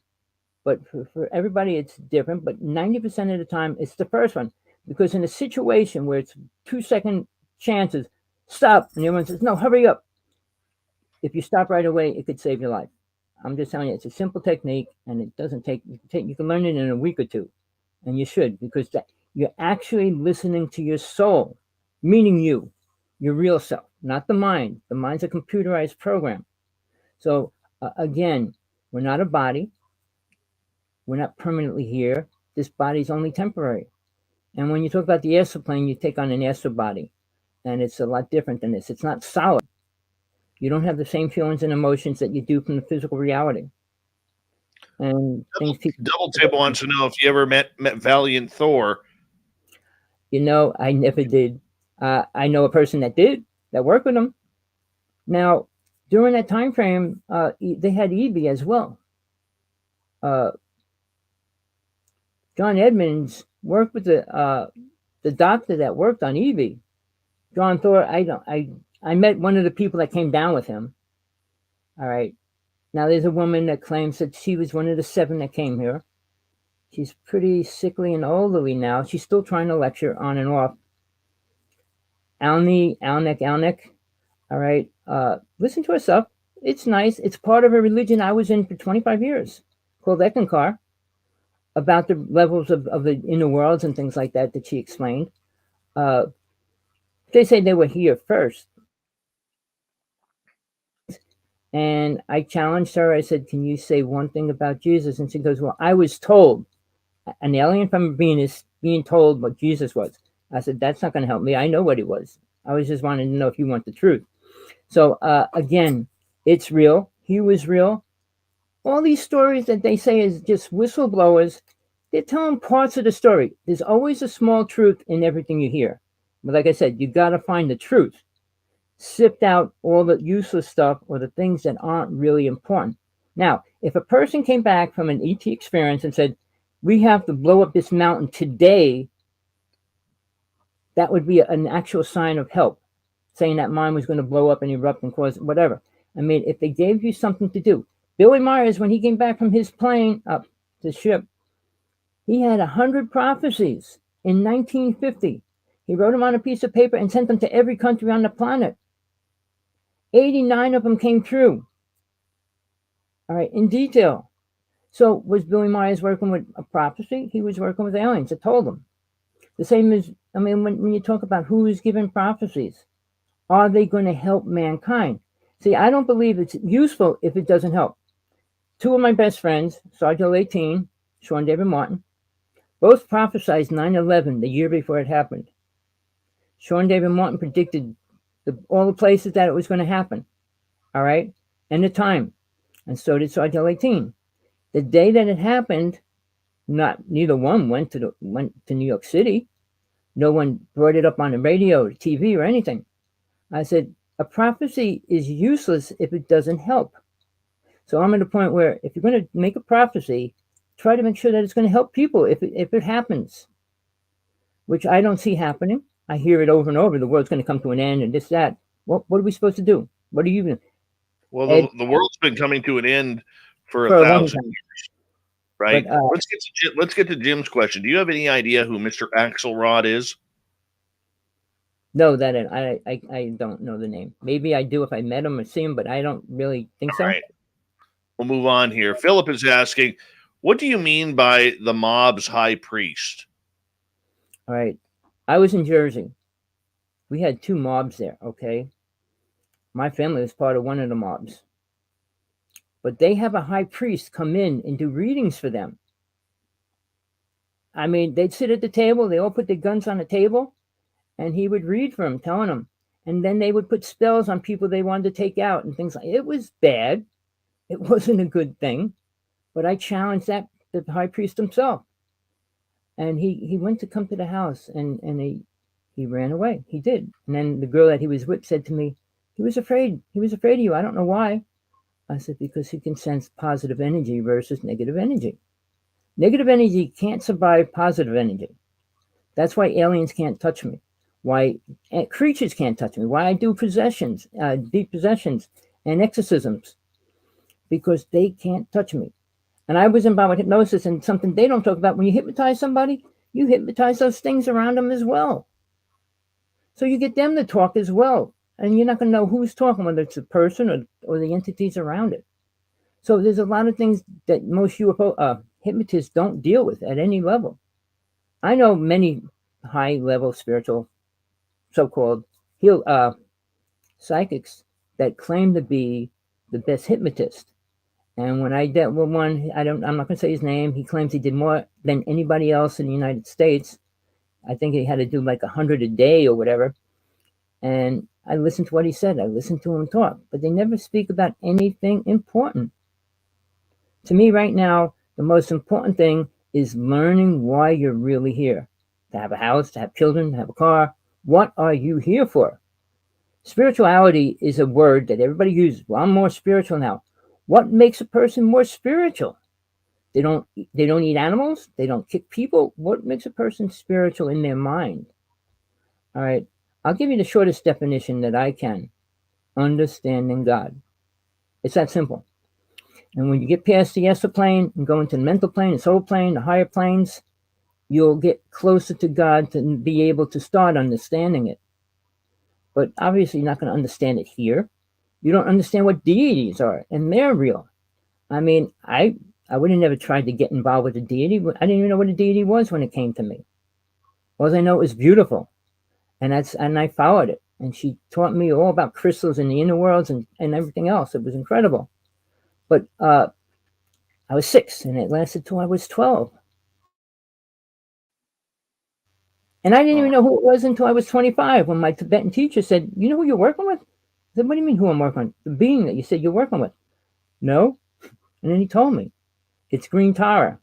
All right. And she's one of the deities that's accepted in Buddhism and Hinduism. All right. She's one of the most, to me, the most balanced energy and everything. She's not teaching about death and life, but an incredible being to work with if you can.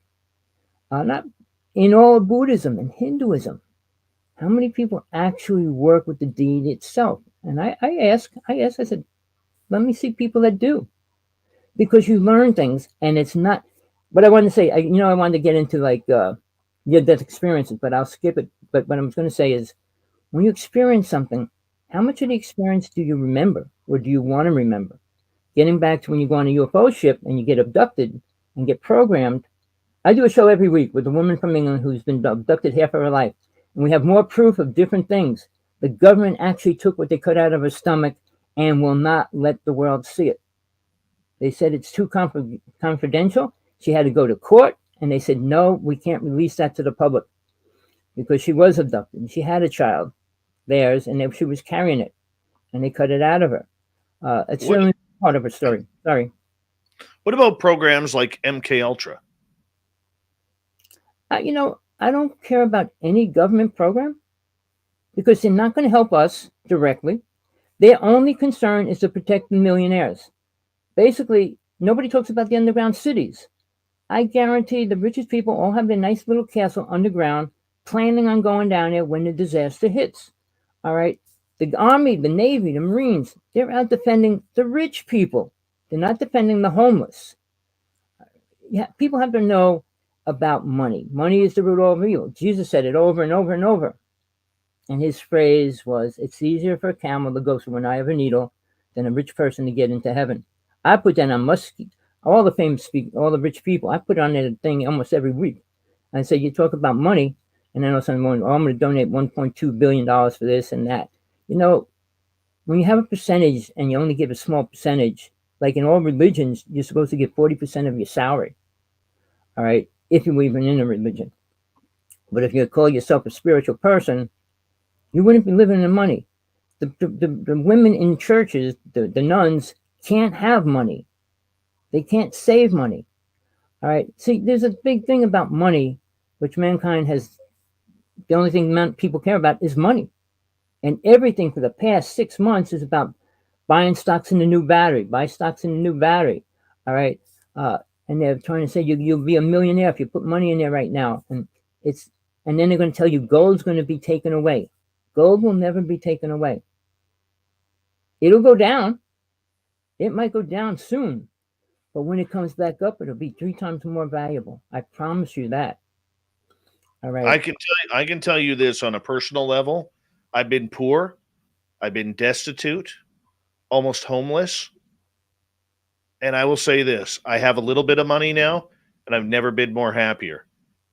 But there's a difference between having money and being greedy. Oh, that's a definite story. Greed means you have useless money in a bank doing useless things while the children around your neighborhood are starving to death. All right. I believe in children first, then parents and adults. What we bring into this world, we're responsible for. You have 10 children, you better feed all 10 children. Don't have 10 children if you can only feed 2. I mean, then you don't beat the other ones up that don't do what you tell them to do. We have a sad situation happening, and I just see it this way. Aliens aren't going to make anything better. Oh, well, I had a good experience. Well, what good? I challenge people. I was at a UFO conference by Area 51. And the one person, he was famous. He was on TV doing a show and everything. And I said, well, you work with the Nordics, right? Oh, yeah. I said, what did they do for you? Well, I was in a car crash, and I was outside my car when the car kind of crashed. I said, cool. What else did they do? He couldn't name one other thing. I said, if they're with you all the time helping you, what do they help you do? When you put a person in a spot to tell the truth, very seldom can they come up much more than what they have that program. Well, they helped save me out of this car accident. They'll do something good for you, but they want something in return, just like every other country. We didn't help Tibet because they don't have nothing to offer us, and China took it over. But the prophecy of Tibet was the same prophecy the Hopi people had. I was with Thomas Binyaka right before he died. And he told me the white man's not going to get along with the red man. And it will be the end of the world. So, and then Tibet just lost to China a couple years ago. They put the charts down together, and almost everything about the prophecy was exactly the same. I mean, if there was peace, we'd be going back into farming. I mean, we could have some really nice vegetables and fruits that have value and calories and protein and all the things that it should have, but we don't. All right. And we're more concerned about weather, but we don't talk about the real problems of the weather. And aliens have a reason to give us weapons. We have a weapon in the United States, directed energy weapon. We're using it on the United States right now. They use it for the 2 fires in Ohio and California. All right. It intensifies the fire by maybe 70%. All right. Why would they do that? I'm not going to go into detail, but you have to think yourself. Why would the United States government shoot a beam at ourselves? All right. There's a lot of things I could tell you about California. One last thing. All the water that disappeared in California, it went to an underground city. I have a friend personally that followed the pipeline to where it went into the underground city. All right. So, when they say, well, we have a drought. And I'll tell you one other thing. When they have all the blackouts in California, stop using your air conditioners. We're using too much energy. They had to shut that down every time they turned the HARP system on. Seriously. My friend worked in the powerhouse, and they would give him the call, shut everything down. And then they turned the HARP system on. Because it would suck the energy out of the ground and shake everything and would have blown everything out if it was on. So there's reasons why birds are dying in thousands and millions, why elk are dying across the United States. Nobody talks about it. They said, it was mad cow disease that killed some of the elk. Linda Moulton Howe was on Coast to Coast, and I challenged her on that. I said, I went across the country. They were dying all over the United States. She was going, well, they were drinking the acid from the volcano. I said, all the men were. I said, no, not at all. But, I'm great for looking for the truth, finding the truth, and saying it in front of the person. Because, most people accept what they hear. And I that really bothers me more than anything. Because people like to make stories. I mean, you take the Emerald tablets, the Sumerian tablets, the Urantia, and all these books that have these great stories in them. Which one you want to believe? Are they all real? Do they have any truth to them? We got 2.5 minutes. Let's get to Downshift's question. Does Bigfoot have a soul? I would say the same soul that an alien has. And it gets reincarnated. All right. It's pretty much aware, kind of like a human. Doesn't actually function as good as human. Has more power than a human. The one I saw, it smelled incredibly horrible. It didn't hurt me. It could have. But I know I could tell you a whole story about that, but I'm not. But a Bigfoot did kill a little girl. And they went hunting for him. And he went hunting with them with a lion, and they caught him and killed him. It was part of a Bigfoot family. I was going to do a movie on that because they have the Bigfoot frozen on ice, and there's a ship in the lake as well. But it all went down the tubes with John Edmonds when we had his brother. So my nephew who did the movie was going to do another movie. Right. He came down with throat cancer, so we couldn't do it. Quick question from John. We got 90 seconds. Is this a prison planet for a short time per life? It's a prison planet until soul learns what it is. A long time. That means up to 300 reincarnations average. From the beginning of the first time you came onto this planet to the time you really get to leave. If you change your awareness, it could change rather fast. I don't know what it takes for people to do that because I haven't met one person that has. People say, I'm spiritual now. And what do you do? Oh, I just said I'm spiritual. But no, it's hard. It's a hard work understanding the inner worlds. Like I said, the first and most important thing you need to learn is how to get out of the body. Starting point. At that point, you can meet angels. You can meet things that can help you, not aliens, to get you into a higher world. You don't want to stay in the astral plane. It's a cool place. When you leave here, it's better than here, but it's not better than the next realm after it. Awesome. Tommy Hawksblood, thank you so much for coming on Spaced Out Radio tonight.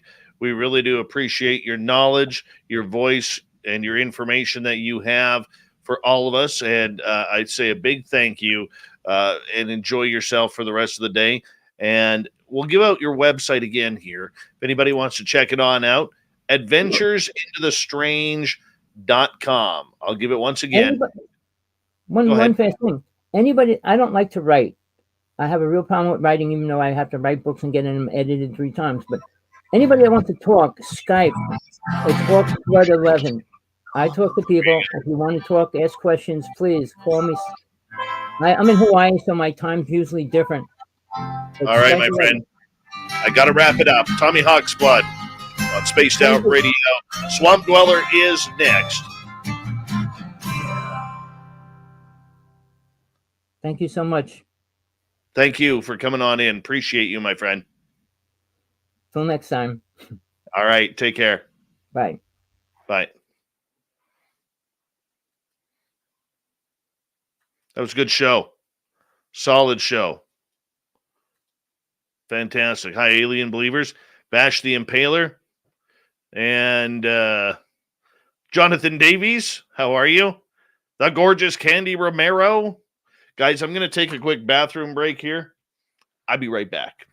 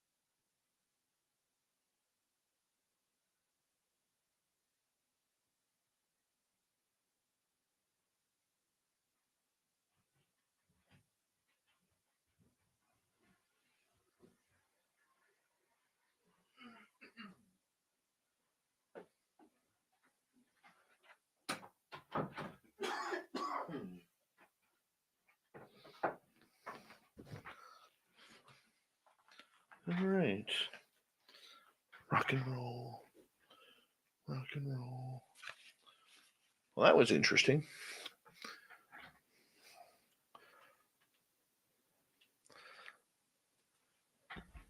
Sometimes life is interesting. That's all I'm going to say.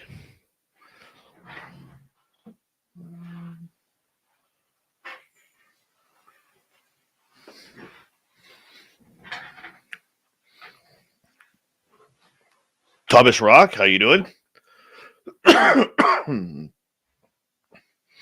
Alien believers.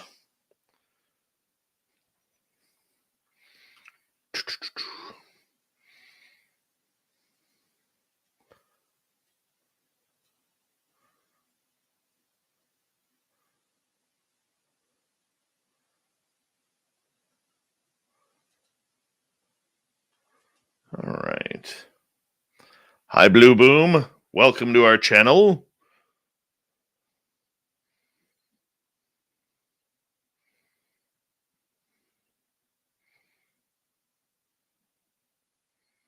As the snow keeps falling out here, just like everywhere else. All right, Mr. Swamp Dweller. Thank you so much, man. I got to tell you guys, when Merle and I started just on Monday, we started Canada's Great Unknown. I actually called up Swamp Dweller a couple weeks previous and said, hey, man, I hope you don't mind, but I love what you do. You're kind of an inspiration. And I'd love to do a Canada channel just on Canadian stories. And I'll tell you, if he would have said, dude, there's a lot of them out there, don't do it, I wouldn't have done the channel. But Mr. Swamp, being the real cool dude that he is, actually said, you know what? Go for it. Go for it. And that's why we created, and we launched it Monday, Canada's Great Unknown. There is the YouTube channel right there. And if you haven't subscribed yet, we'd love it if you did. Hey, Sovereign Farts, how you doing? And you know what? We appreciate Swamp Dweller. He'll be our guest tomorrow night. It's going to be a great, great show. And it always is with him. God, he's a good storyteller. By the way, Swamp, I can tell you right now, I think I am around 250 days in a row of listening to your programming each and every night before I go to bed. Think around there, 250 days. Got to be. It's been months and months and months. Oh, excuse me, guys.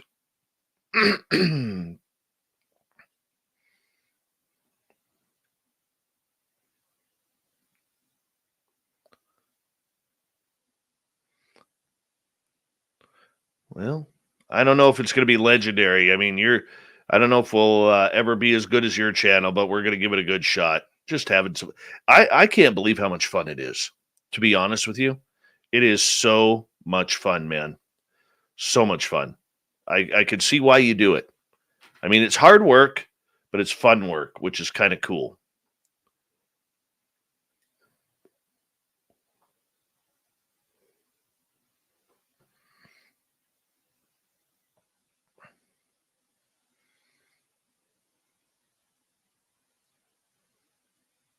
Well, I know creepypasta means, I know what it means, Bomber. I know.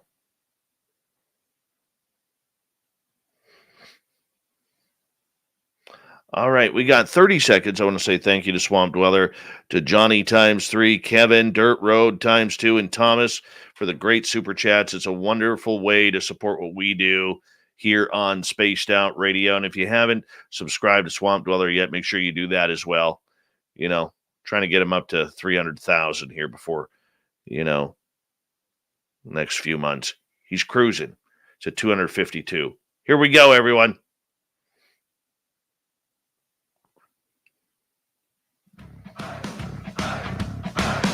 Would you like to connect with us? Head to spacedoutradio.com for all your latest show info. Now, back to Dave Scott and SOR. Third and final hour of Spaced Out Radio is now underway. My name is Dave Scott. Thank you so much for taking the time to join us. We really do appreciate earning your listening ears wherever you are on this beautiful planet we call Earth. Hello to everyone listening in on our terrestrial affiliates around North America, digitally on TalkStream Live, Revolution Radio, and KPNL. All of our archives are free. Join us at youtube.com/Spaced Out Radio. Just do old Davey the favor, hit that subscribe button. The Desert Clam has set the password for tonight in the SOR Space Travelers Club. Kaleidophone. Kaleidophone is your password. Use it wisely, Space Travelers, as the Clam sets the password each and every night right here on Spaced Out Radio. Our website is spacedoutradio.com. We have a plethora of features for you. Rock out to Bumblefoot, read Shirky Poo's Newswire, check out our swag as well. Follow us on Twitter at Spaced Out Radio, Instagram at Spaced Out Radio Show, and now on TikTok at Spaced Out Radio. It is that time of the night where once again we head into the swamp where our main man, Swamp Dweller, takes us for another spooky story adventure. Hi, Spaced Out Radio listeners. This is Swamp Dweller. It's time for your nightly dose of spookiness on the show. If you have an interesting encounter or a spooky story that you would like to share, be sure to submit them in at swampdweller.net. You can also find our YouTube channel at youtube.com/swampdwellerreads. Now, let's chill out, relax, and together, let's enter the swamp. It was back in the 1980s. At the time, I was in my late 20s and I would often grab my collie, Lacey, and drive my Mustang convertible to the park not too far from our home to go hiking. Although I was a single female, I always felt safe hiking in that park. It was like my second backyard. It was a hot Sunday morning in July. There was a slight breeze and a beautiful blue sky. It was pretty early, around 8:30 a.m., and the park was deserted when we pulled up into the parking area. The parking lot was near the picnic area and restrooms, and it would get crowded later in the day when the families arrived for their picnics, and the fishermen would make their way out to the lake and try their luck at catching that elusive big one. This park covers 1,900 acres of land and has miles of wooded dirt trails that intersect each other. There are a few main trails that pass by a lake and meander along a lazy river and lead to 3 hidden, breathtaking waterfalls. It is heavily forested, and in the summer, when the leaves are all on board, the trail's visibility is limited to the path. I loved that park, hiked it often, and knew the trails like the back of my hand, and enjoyed having it to myself. I intentionally chose times when I knew it would be less crowded. The lot I parked in is across a little road from the head of my trail. It's my favorite trail. As I called Lacey out of the car and snapped on her leash, another car pulled into the lot. He parked rather close to me, and I found it rather annoying and a bit strange. I go there for solitude and peace, and there were plenty of other parking spots, and there was no need to crowd me. The trail Lacey and I wanted to hike on was across the road, so I headed that way. We started up the hill and onto a heavily wooded hiking trail. For some reason, I was feeling a sense of dread and glanced at the man as he was getting out of his car. I am somewhat suspicious when hiking alone and immediately found him a bit off. Something about him was setting off alarm bells in my head. He appeared to be in his 40s and was by himself, which is not unusual. A lot of people hiked by themselves. It was his attire and demeanor that caught me off guard. He was dressed like no other hiker I have ever seen. He had on dress pants and shiny black dress shoes, like the ones my dad would always wear going to church. The clothes and shoes were a bit shabby, but still not something somebody would wear when hiking. None of the trails in this park were paved. They were all dirt and often muddy since they crossed meandering streams. But it was his expression that struck me the most. He was staring intently at Lacey and I, with no expression on his face, and it was making me extremely uncomfortable.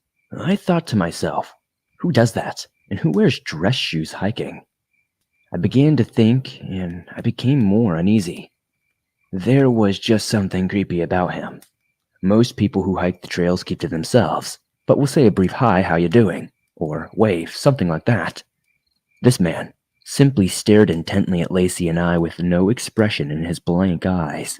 I knew somewhere deep down inside of me that it would be the best plan of action to avoid him entirely. It was a little voice in my head that I had to listen to. I considered giving up my hiking altogether that day, but I'd been looking forward to it, and Lacey was raring to go, and maybe I was just being paranoid. So I turned back around and began walking up the main hiking trail. I decided to verge off one of the many little paths that branched off the main trail. I chose this trail as it was not marked with any signage and did not go towards the falls of the river, but winded through the dense, heavily forested woods. It was not as popular as the other trails, and I figured I could avoid the man as he probably would choose one of the more popular marked trails that most hikers would. As Lacey and I walked along, I glanced around to see if I could still see him. To my dread, I realized that he had also chosen the trail we were hiking. I looked around to see if there were any other hikers out, but it was just him, myself, and Lacey. I was not concerned to the point of panic, but still somewhat freaked out. It was just himself, myself, and Lacey. I was not concerned to the point of panic, but still freaked out. I decided it was best to continue to steer clear of him, and as soon as I was able, I took a different cross trail to avoid him. The trail I chose headed off in an entirely different direction from the way he was headed. I kept walking at a fast pace, trying to put as much distance between me and him as possible. I tried to enjoy the gorgeous, beautiful day, but I could not shake the feelings of unease, and all the while walking tried to stay diligent of the man's location. After hiking for about 5 minutes, I began to feel my sense of unease increasing. I turned back to notice that the same figure, once again, was following us in the distance, gaining on us slowly but steadily. He had taken the same intersecting trail as Lacey and I, and was following behind us again. He did not appear to be enjoying the walk. He was not looking at the nature around him, just staring right at Lacey and me. He continued to stalk us at a quick pace with a sense of purpose into his stride. His face was motionless, his eyes never leaving us. As I glanced to him, it seemed waves of malice were emanating from him, and I was more scared than I had ever been in my life. By this time, Lacey was beginning to feel my anxiety. She was a beautiful dog and looked a lot like Lassie. She was a good 65 pounds and, unlike most collies, did not care for strangers or anything else out of the ordinary. She was also beginning to pick up on my emotions and starting to perceive this danger. She began stopping and turning, looking back at him, perceiving this person as a threat. I knew all of these trails like the back of my hand and was quite sure we could lose him. I crossed into another trail, and I thought surely We had gotten far enough ahead of him that he would be unable to determine which trail we had walked. Glancing nervously behind me, but much to my horror, when I looked up the trail ahead, I saw him walking straight towards us at a determined pace. It somehow found the trail that circles around us and then crossed over to head us off. This could be no accident. It was obvious to me now that he was intentionally following us. But why? My brain went into overdrive. All of my senses were telling me that I was not in a good situation. I wondered what I could do. I had a very, very bad feeling about this man, and had to find an escape route and get back to the safety of my car as quickly as I could. I hastily looked around for another trail that I could take before he would reach us. There was nothing. Quickly thought it through, and determined that my only options were to turn and run back to the opposite direction, dash into the heavily forested woods, or walk right past him. I looked at him, judged the distance, and knew if I ran, even with his street clothes on, he could possibly catch me on the trail. I had no desire to run off into the woods as the grounds are heavily covered with tripping hazards, and I've watched enough horror movies to know that the running victim always trips and falls out of panic. I contemplated all of those options, and you are probably going to think I'm crazy, but I decided the best course of action was to keep walking straight ahead and walk past him. I was not alone. I had Lacey, and she gave me the courage to confront the alarming, disconcerting stranger. As we walked closer to him, he said nothing but kept staring at us intently with his blank, emotionless expression. His eyes were very dark and menacing. I walked nervously towards him, and as we got closer and closer to him, I began talking to Lacey under my breath, urging her on with a desperate voice pleading over and over, "Get him! Get him!" Lacey felt my fear. She felt it to her very core, and fed off of it. She began growling low in her throat. The closer he got to us, the louder and more profound the rumbling from within her became. By the time we passed him, I was physically holding her off by her leash. She was lunging at him, snarling and baring her teeth. He did not react like someone being threatened aggressively by a dog. There was no resentment, no irritation. Strangely, he said nothing to me, and I said nothing to him. He passed by us and gave Lacey a wide berth, no longer looking at us or showing any interest at all. I lightly said, "That's not nice, Lacey." I was petting her and encouraging her to growl at him the entire time, though. She continued to give him the Clint Eastwood stare and kept barking until he was well past us. I kept an eye on him, ensuring he did not back away or turn back towards us. I was eventually relieved to see that he made his way to a trail that led to the parking lot. I got in his car and drove away. I continued my hike, heading to a different side of the park. I kept thinking about the man and wondering what he had been doing. To this day, I think Lacey saved me from an awful situation. When we returned home that day, I made sure she got an extra special treat. And we thank our man Swamp Dweller for another awesome story. You go to his YouTube channel, Swamp Dweller Reads, hit that subscribe button, and have some fun with it. There's literally thousands of stories there that he has done over the years. We love him around here. He'll actually be our guest tomorrow night, so it'll be great getting into some stories with him as well. All right, it is that time once again for the fedora-wearing John Hudson and the Unbiased UFO Report.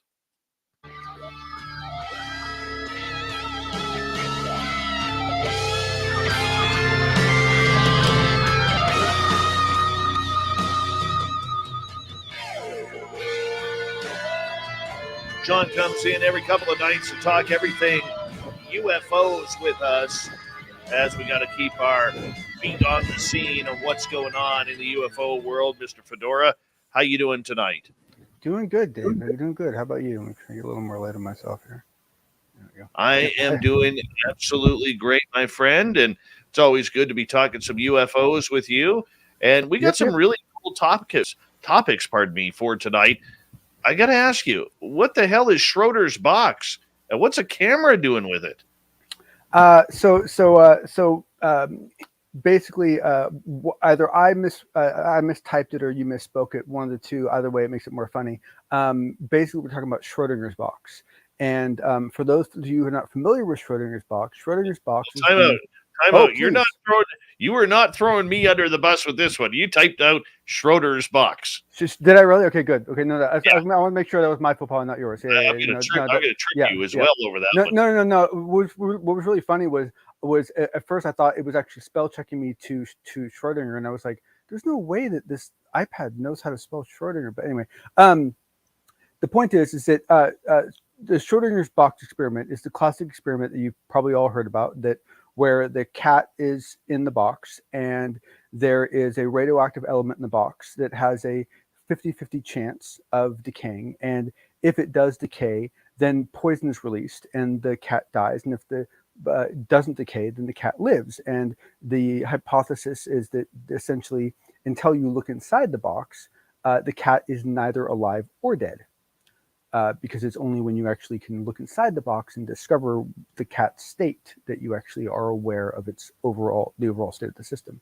This has years and years of debate, books, TV shows, a lot of YouTube, let me tell you. But the reason why we're talking about this tonight, and the only reason why I'm boring some of you with this, because this isn't directly a UFO topic, is because of how cool this is, and because of how often we have talked about entanglement and spooky action at a distance and all these concepts. And so basically what it comes down to is that a group at MIT were able to cool down a system to a low enough temperature that they were actually able to witness the moment where classical became quantum, or when quantum became classical. There's a transition point, just like you have a transition point in when something's melting or it's water and it turns to steam. There's this transition point, and we've never, ever been able to see this transition point.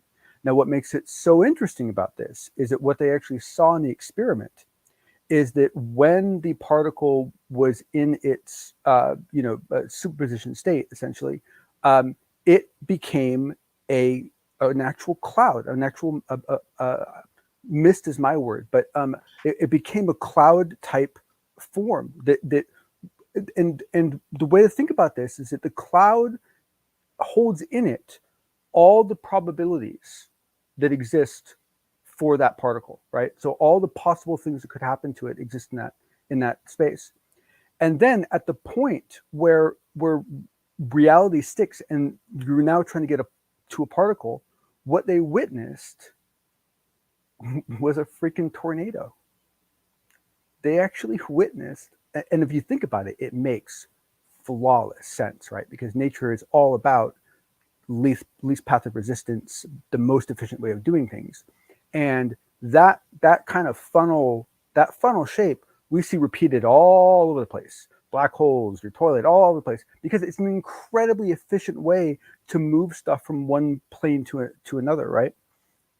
And so they were actually able to witness this cloud state, and then as it actually started to form the vortices that then would basically take that cloud and bring it down to the point where it's an actual particle that you can see. And then it's not that they saw this entire process, but what they were able to see was these vortexes form in the cloud, allowing them to now realize that essentially that vortex formation is part of this process. And this is a big deal. Like this is really exciting stuff. All right, very cool. Yeah, you have to trust me on that, Dave. But it is really a big deal, because this has been like one of the biggest black boxes in science, is seeing this transition. And if they're right, and there's still a possibility they're not, but if they're right and they're actually witnessing this transition, then that is not only is it a big deal from a discovery point of view, but it's a big deal from a practical application of this technology later. Like these are the sort of realizations that can spring a whole new industries. Okay, let's get to some UFOs. and realistically, hey, I didn't talk about isotopes. All right, didn't mention I'm isotopes once. I was surprised. All right. Other shoe drops on human sensors at Skinwalker. Yeah, Ranch.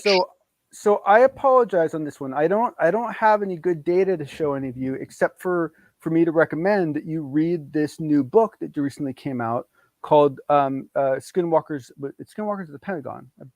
Oh, bugger, I have it written down somewhere. Skinwalkers, the latest book that just came out, and where you have to kind of attach another data point is if you go back to some of the earlier days of Skinwalker Ranch, what one of the things that got reported that was considered, well, at least me personally, I considered to be extremely weird, was the essentially while people were on Skinwalker Ranch, if they had an event, if they had any sort of interaction with anything that was weird, one of the things they had to do was they had to give some biological samples immediately, like body fluid, and essentially send that to a lab in Las Vegas, right?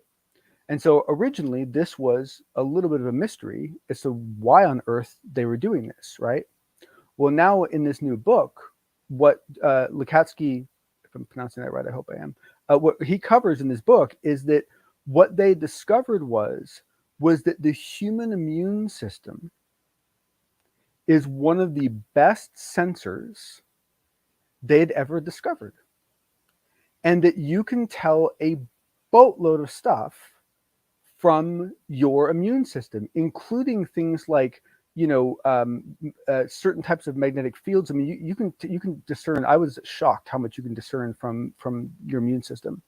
And so now the other shoe drops, and now we understand why they were asking everyone who had any sort of event to send their fluids off to Las Vegas, because the nice thing about doing the immune system was all you needed to test it was a blood sample. It's not an invasive procedure. All you need is a blood sample. So once you have a blood sample, you can do the full battery of work that you need to do to get the results you're looking for. And so what they were doing is that they were using them all as human sensors by monitoring their immune systems. And if you think about it, this not only is super interesting, but there's an kind of an odd correlation possibly in that, so many of the side effects that we see from contact end up revolving around immune system issues, right? And so it'd be interesting to see if there ends up being some relationship to that in the future. We'll see. How is that going to affect any sort of testing at Skinwalker Ranch? Well, it's not that it's going to affect the testing. What it is it finally opens the door to us and helps us to understand what they were doing and why they were doing it, right? It explains why they were able to get away with perhaps not having as many sensors in the field. It's the reason why they were. It was a very weird thing that they were asking people to do body fluid, deposits into a container and send it to a lab in Las Vegas. I mean, I'm sorry, like even if you're at Skinwalker Ranch, which is, let's face it, not the most normal place in the world, that had to seem damn weird, right? I mean, it's like, you want me to do which, right? I mean, I don't know. I personally, but it is understandable though, John. So we got about a minute to go, because if there's any sort of radiation coming through, they're going to want to test it. Oh yeah. Oh, for sure. But I mean, there are other ways the body will show that. But no, you're right. I mean, you absolutely have to appreciate the fact that they cared about the safety and that they were. I completely agree. But what we've learned now is that the human immune system was specifically being leveraged as the most sensitive tool they had for measuring effects of the phenomenon. Very true. Very true. Excellent work so far. We have you for another segment here right after the break on Spaced Out Radio. And when we come back, we're going to spend some time on this one. The Lou Elizondo documentary. A lot of issues going on with this one right now. Are they justified? Are they not? We'll find out. The fedora-wearing John Hudson is here on Spaced Out Radio. He comes in, keeps us all up to date on what the isotopes are doing on a daily basis. We appreciate them around here. We'll be back with the final half hour of Spaced Out Radio right after this.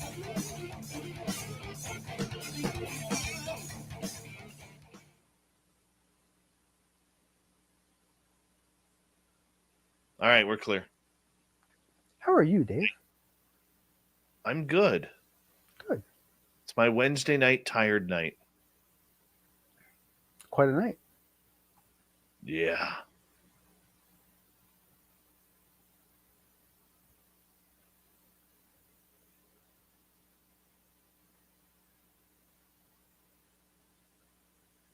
Yeah, I really debated talking about this issue because, one, there's so much talk occurring about it. It's like, what more could you say? But at the same time, I think there's a really good chance that there are people. Well, yeah, but also I think there's a good chance there's people listening to this show that aren't aware of it and would appreciate just a quick synopsis of what's going on. So, yeah. No, we'll spend some time on it.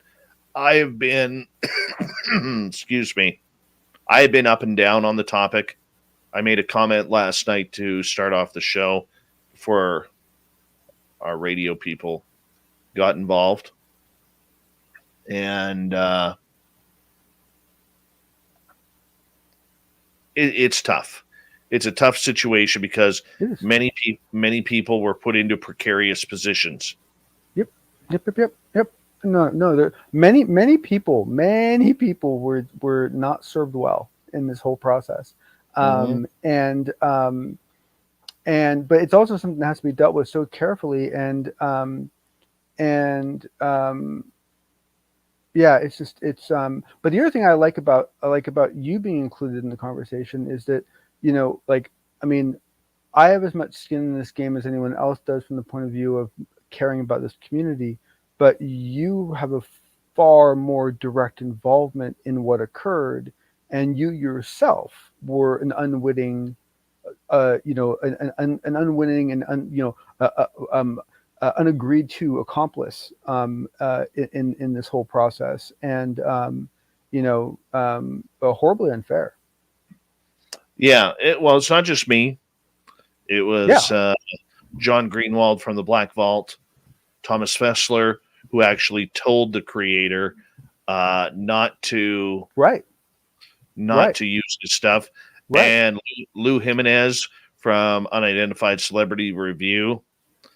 I'm going to clarify some things here tonight when we come back. Cool. I'm going to clarify some things.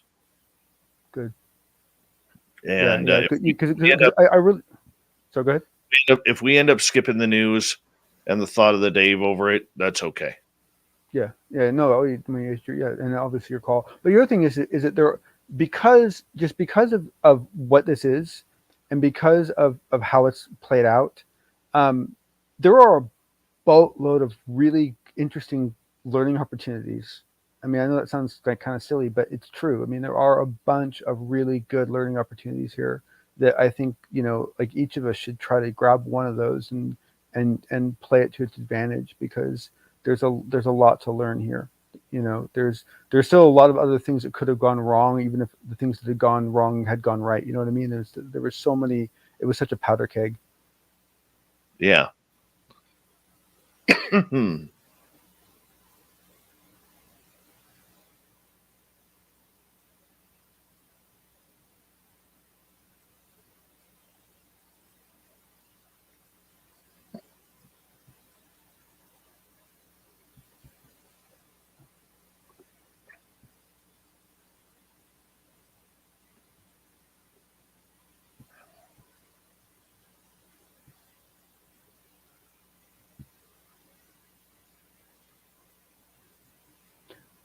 I have this cool app for my TV that it's a pixel flipper,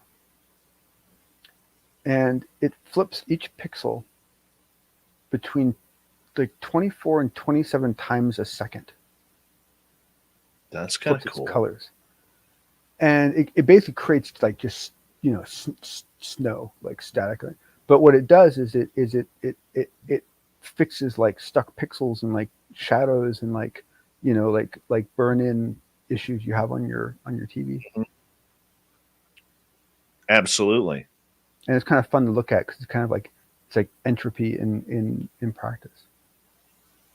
It's pretty. We got 27 seconds. Big thank you to Dirt Road ×2, Thomas, Kevin, Johnny ×3, Swamp Dweller for the amazing super chats tonight.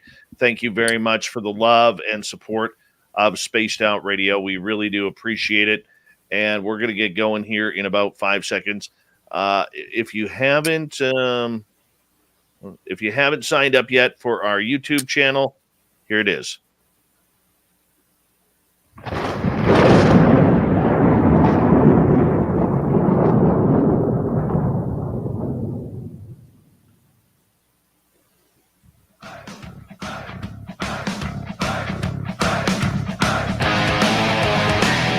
Rounded third. We're heading for home tonight on Spaced Out Radio. My name is Dave Scott.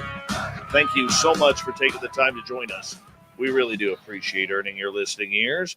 Want to remind you that if you've missed most of this show or others, check out our free archives by going to youtube.com/Spaced Out Radio. Do old Davey the favor, hit that subscribe button. Our website, spacedoutradio.com. We have a plethora of features for you, including rocking out to Bumblefoot, reading Shirky Poo's Newswire, checking out our swag as well.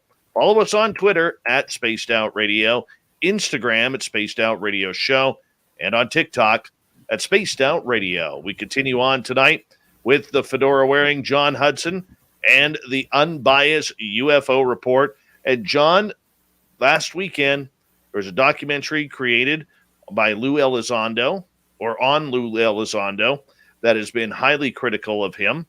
And this has taken the UFO world by storm.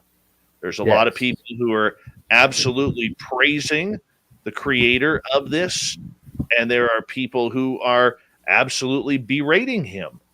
I mean, it's about a 50-50 split right now. And it's so hard because there's so many shades of each one of them. Because, you take me, for example, and I will viciously defend the voice of a dissenter. Always. People should always be welcomed to offer dissenting views. There should always be a safe place for that. And if that film had been done differently, I'm not even going to place judgment as to how, but if that film had been done differently, it could have been a really valuable asset to the community, right? I mean, like anytime someone does a good, thoughtful research project on anyone or anything, it educates all of us. Unfortunately, this one just, execution was challenging.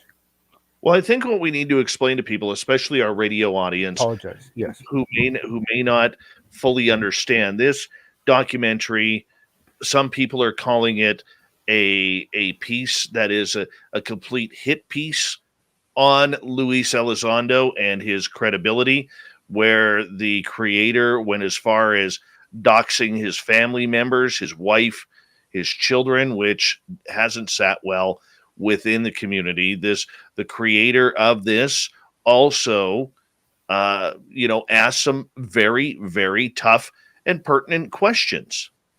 Where I draw the line with a little bit of it is the fact that the creator of it really has come across. I don't think, let me put it this way. Let me rephrase here for a second. I don't think there was a lot of journalistic integrity. Now, granted, the person is not a journalist. Okay, he's a UFO aficionado who enjoys and loves this topic. Let's be real with that right off the bat. His opinions may differ from many in the UFO community, and I think he allowed his own personal bias to really come out and play in this documentary. Now, when I watch a documentary, I want to see both sides of the ledger. There was no interviews. His research on a lot of it was pretty good. He was quite assumptive on many other of the pieces. When I say assumptive about whether or not Luis Elizondo actually served in the military, because his records aren't public. But I mean, it's the same thing as I used this example talking to a person in the UFO field earlier today. When the Navy SEALs took out Osama bin Laden, we don't know their records. We don't even know who it was. That's the type of team Luis Elizondo, we are led to believe, was a part of. But that being said, Elizondo is a polarizing figure. He spins a lot of words that don't provide a lot of answers. Yes, he encourages people to read between the lines, but many people struggle with that. And I believe that needed to be called out. Even though I am, if I were to say, am I a supporter or not of Elizondo, I would say I am a supporter of his. All right, because I've talked to the man privately. But where I am very concerned with is this point. We, as Spaced Out Radio, are currently talking to our lawyer regarding our interview and portions of our interview being shown in this documentary without any consent or knowledge of it happening. And I'm a pretty easy guy. If anybody wants to use our stuff, as long as it's in good taste, you're more than welcome to use it. Okay? You're more than welcome to use it. But we were not contacted. We were not informed. We were not given the opportunity to say yes or no. And one of the pieces that they showed, there was actually on our screen, because for our radio audience, we also broadcast on YouTube Live as well. And a lot of times we'll put people's names up in the chat room for either a comment or what they call a super chat, which is a donation to the show. And he actually put one of our listeners' names in the documentary when their name came up on the screen. And that person is very upset about it. Now, it wasn't just Spaced Out Radio that he used interviews from without permission under the name of fair use. He also used it from the Black Vault and John Greenwald, who never has come out publicly saying he's never given permission for anybody to use that in a documentary style. He contacted good friend of this show, Thomas Fessler from Disclosure Tonight, asking if he could use clips from Fessler, and Fessler said no. I would not want that to be a part of it. He also contacted another good friend who was just on our roundtable, Luis Jimenez, from the Unbiased UFO, that's you, John, from the Unidentified Celebrity Review, very popular YouTube channel. And they used clips from interviews there. And Mr. Jimenez said he never granted permission. He's pretty upset about it and wondering how to do it. The reason why we're wondering is because we are all getting contacted by people asking if we are in support of this documentary. Of course. And it puts all of us in a very precarious position, because most people are going to assume that we gave him that information to use from our show. Absolutely. Which we did not. Now, the creator of this is calling it, under the United States government, fair use, where he can take clips from any type of news source or podcast source and use it in his documentary. The problem that he has is on YouTube, if the video is flagged as not being for public usage, then you can put a strike against that person and against the video and the channel. So this goes way beyond just making a documentary about someone, John. Right. Yeah, I know, and that's the thing is there's so many angles to this. I mean, it's like could you argue that evidence as to Lou's military record should be fair ground in such a documentary? I would argue yes. At least if it's done respectfully and it's done with integrity, that's a reasonable thing to investigate, right? You start, trying to find out, what my daughter's name is and what school she goes to. Boy, man, you've crossed lines, and it's like, and it's hard because it's like, I know it gets difficult when people are trying to do what they consider to be credibility or integrity checks on people. They're trying to weigh what kind of person someone is, right? But boy, man, and it's just so, and that's a hard thing. It's it's like like if I had in a perfect world, I would want to find some way to shut this down without ever putting any fear or doubt or concern in anyone else that's ever going to produce something like this, that theirs would also get shut down, because I like the idea of what he did, and I believe in the idea of what he did.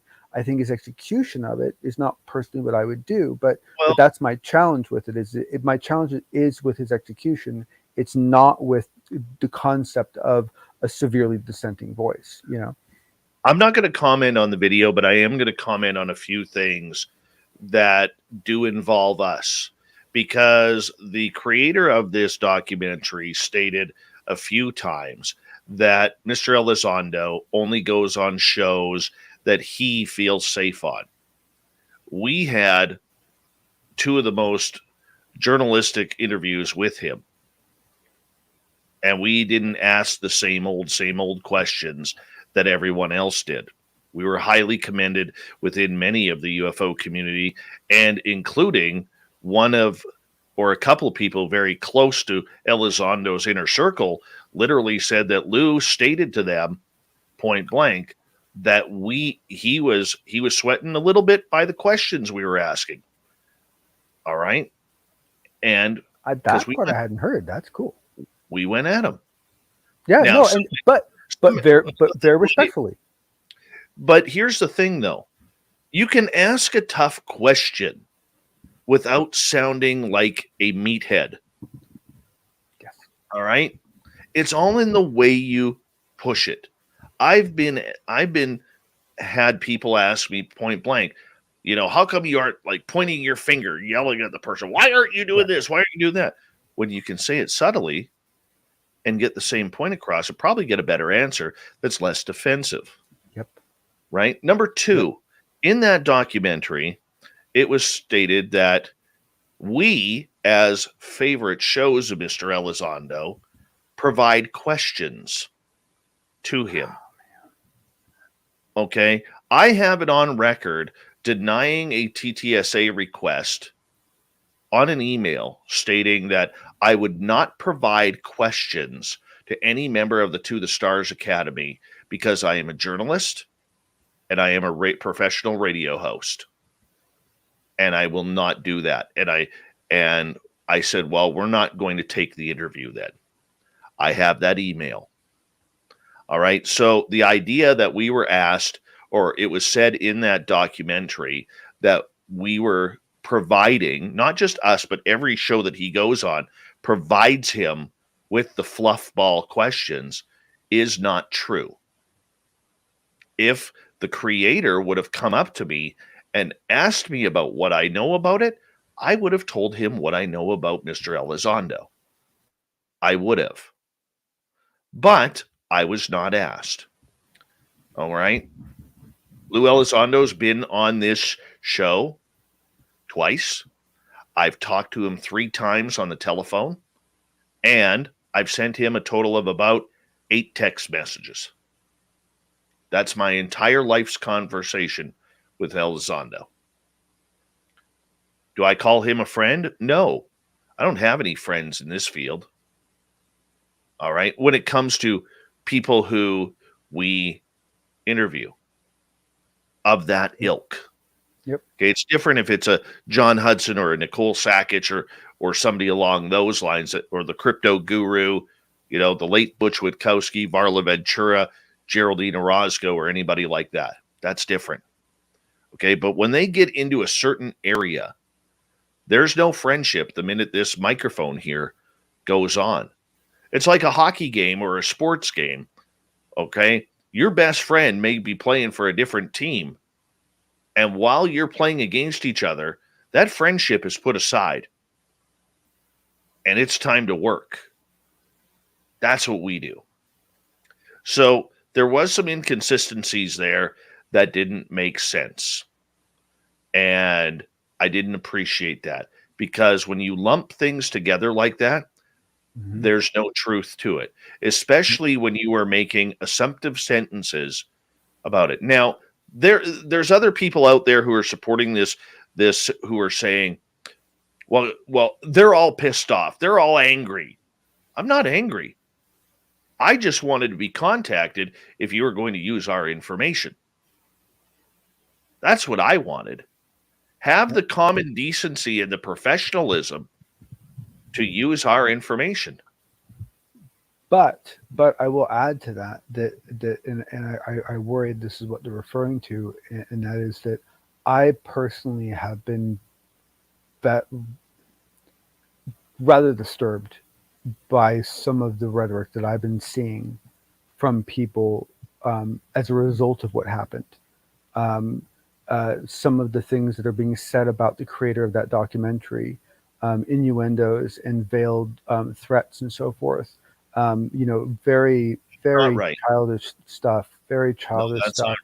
Not right. And what's sad is that like don't let people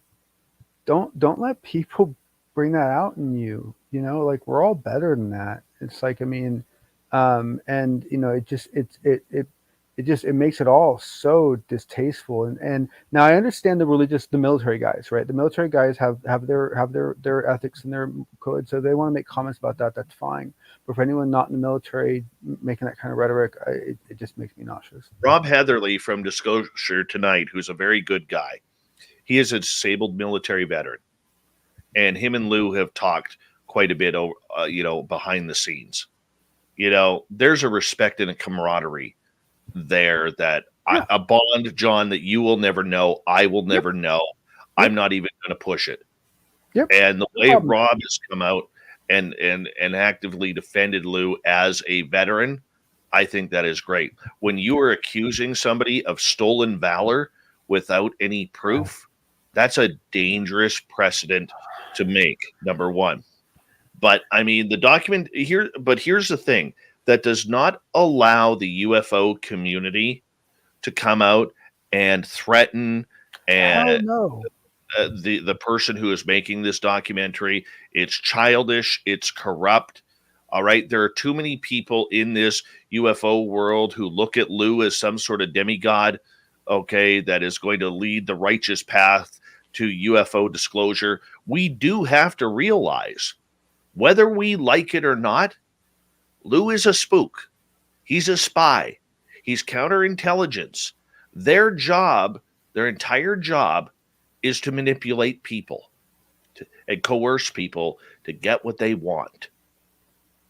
He may not be doing that to the UFO community, but he may. And until Lou comes clean, whether it's with his book or whether it's through more public interviews where he answers tougher questions rather than pushing everything to his NDA, which is the answers we all want, there is always going to be some question about Elizondo. And as long as those questions are fair and the information is counterpoint, people do need to start asking Luis Elizondo more proper, pertinent questions that need to be asked for the community. Because here's the thing, John, there is a massive, massive difference between confirmation of UFOs and disclosure. And we're not going to get to squeeze either if we don't have the proper information. Yep. And let me add that on Elizondo's part, I guarantee you that he feels the same way. I've been in interviews where they've avoided all the hard questions, and it irritates me to absolutely no end. I want those hard questions. So, yeah, I completely agree with you. Right? And Lou knows he needs to answer those questions. He wants to answer those questions. He Sometimes they're cannot fun. answer. You know, I mean, think about it. What would happen? And we've said this on the show before. What would happen if Lou Elizondo came out and stated, I've seen aliens? Maybe he has with his job. Maybe he has not. All right. But doxing a family? Oh, jeez. Okay. Not cool.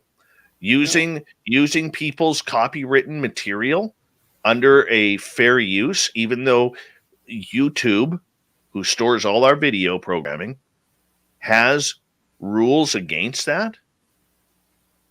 That's not fair. Also to use the content in a way that was clearly against the wishes of the content creator. I mean, there's just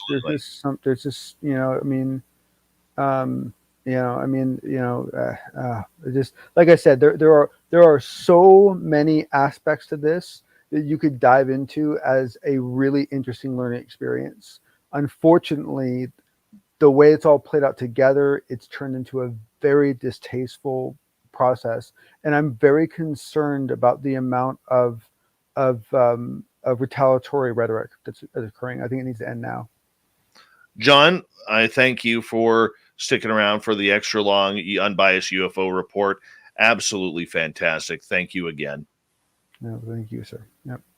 All right, Big John Hudson, the fedora wearing one, who also comes in on the weekends to host with Gemma Jade, Bree, aka Thin Lizzie Borden, and Big Willie on the after hours, right before or right after, Lynn Wallington's spaced out weekend shows on Saturday and Sunday. Our entire team works so hard. They are phenomenal. We love them dearly. Absolutely dearly. And, of course, a big thank you to Mr. Swamp Dweller for the great story tonight. Find him on YouTube. And our guest, Tommy Hawksblood. We got Mr. Ron Bumblefoot Thal rocking in the background with Little Brother is watching. Bumblefoot is the official music of Spaced Out Radio, rocking us in and out of every single show. Get your horns up for the guitar god himself. Special thanks to everybody listening in at home, at work, in your cars, wherever you may be. Thank you to everyone in our chat rooms tonight. YouTube, Twitch, LGAB, Revolution Radio, Spreaker, Facebook, and on Twitter.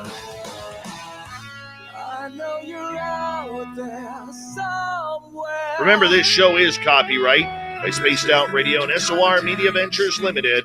Thank you so much for choosing to share your evening with us. Because together, my friends, we're watching. We own the night. Mr. Bumblefoot, we need a favor. We need you to take us home.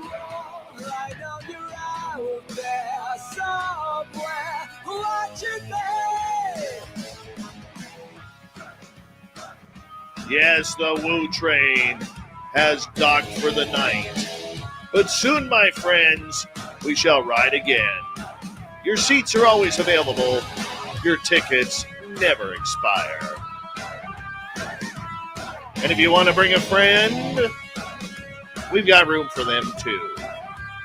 Good night.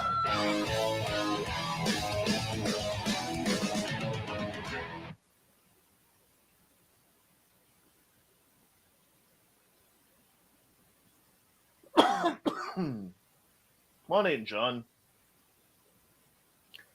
Evening, sir. We can continue this chat if you want. Oh, no, it's. I mean, honestly, like, that was part of my debate about it. Is that I think I'm starting to kind of hit my limit on wanting to discuss it. Even with as much as I've been thinking about it, because I keep trying to put myself in everyone's different positions and trying to think of how I would handle it and so forth. And and the whole thing is just such a disaster. Well, I know we are talking with our lawyer tomorrow about the situation, and because we need to figure out what we're doing as well.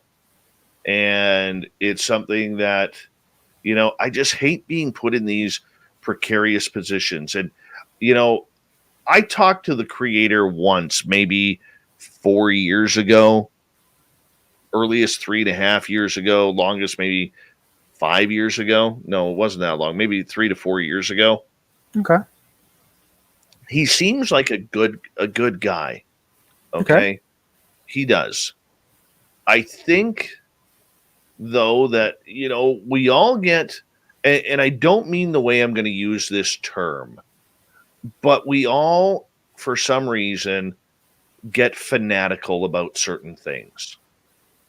And with this one, I think because Elizondo is so polarizing, all right, that it was something that has fired this gentleman up, and he went for answers.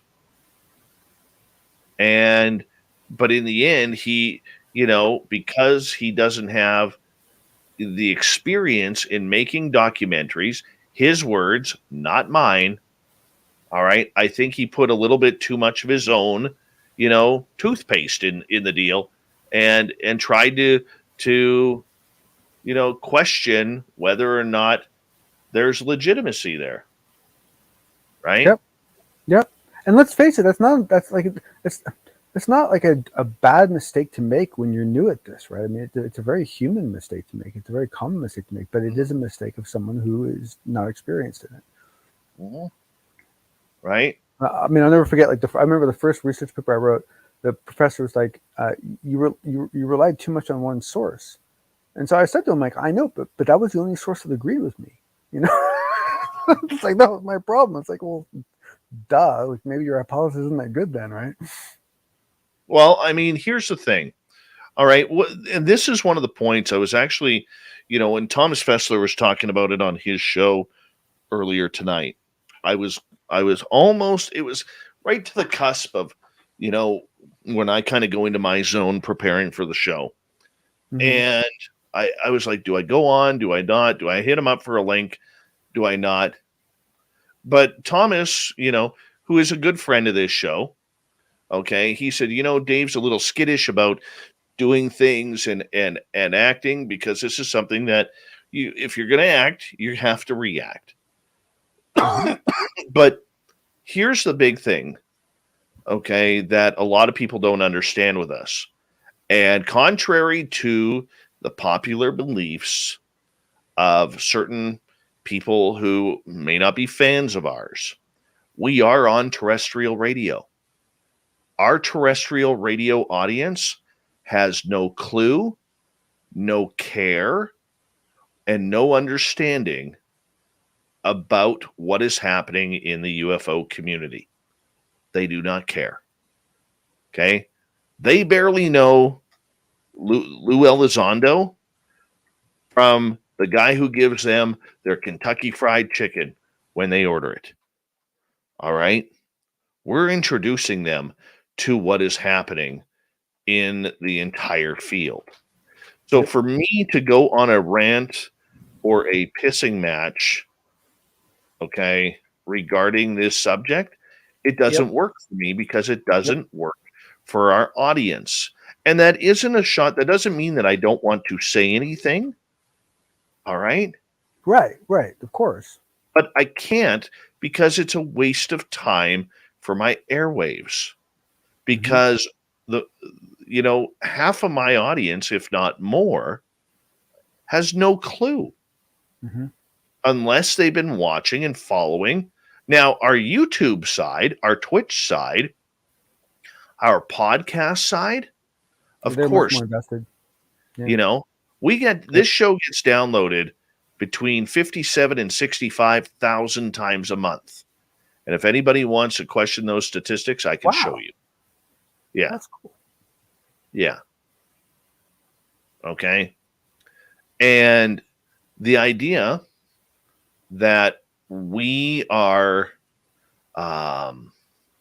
you know,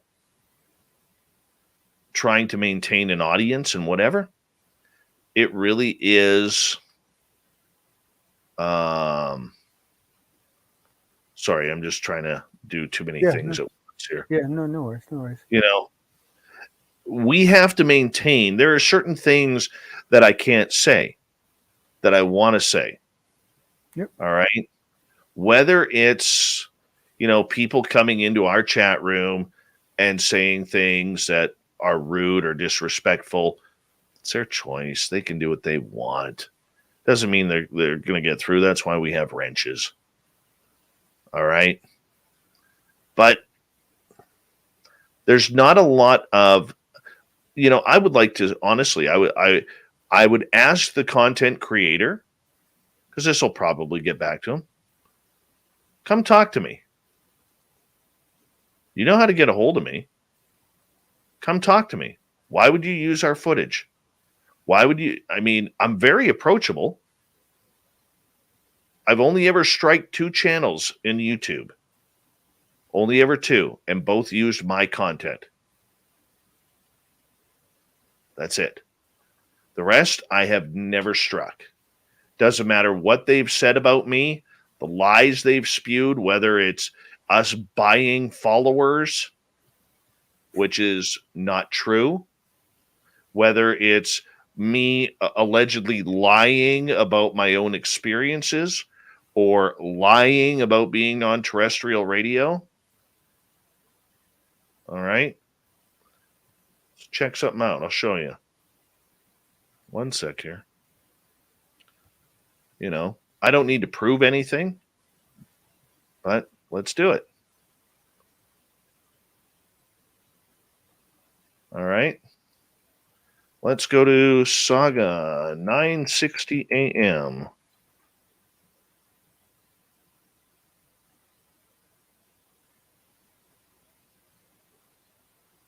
All right. Let's go to shows, on-air hosts. Oh, who does that look like? I think that looks like me. Yep. Would anybody else agree? Well, That looks like. All it's right. a little prettier than you are, but yeah. So let's go to the show schedule.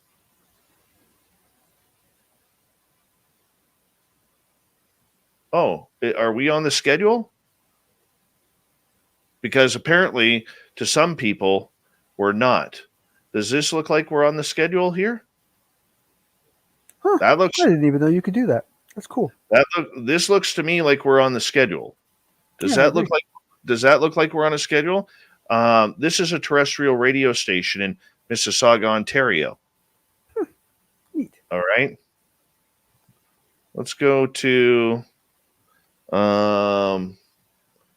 What are they called in Bellingham? KZAX makeshift. There we go.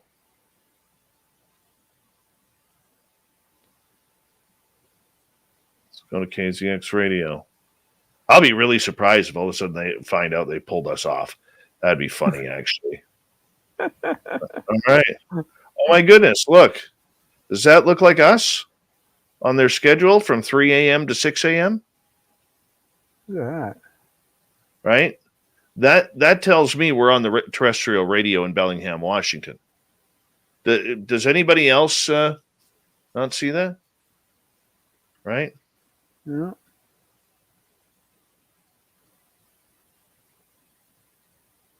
That's funny. Let's go see the Zed here, owned by Chuck.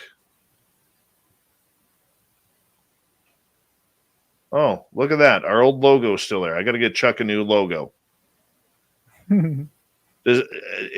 Please correct me if I'm wrong, John. Yep. Is that No. on a terrestrial radio station?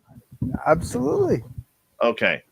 So for any of the critics out there who want to believe, I think we've shown that we're on terrestrial. Yeah, no, it's actually kind of cool. I didn't know you could do that. Yeah. Yeah. So it is what it is.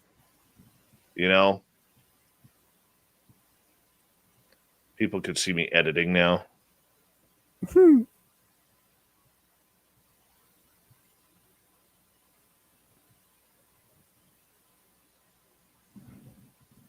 Right? Yep. Yeah. No. And you know, and So, oh, man,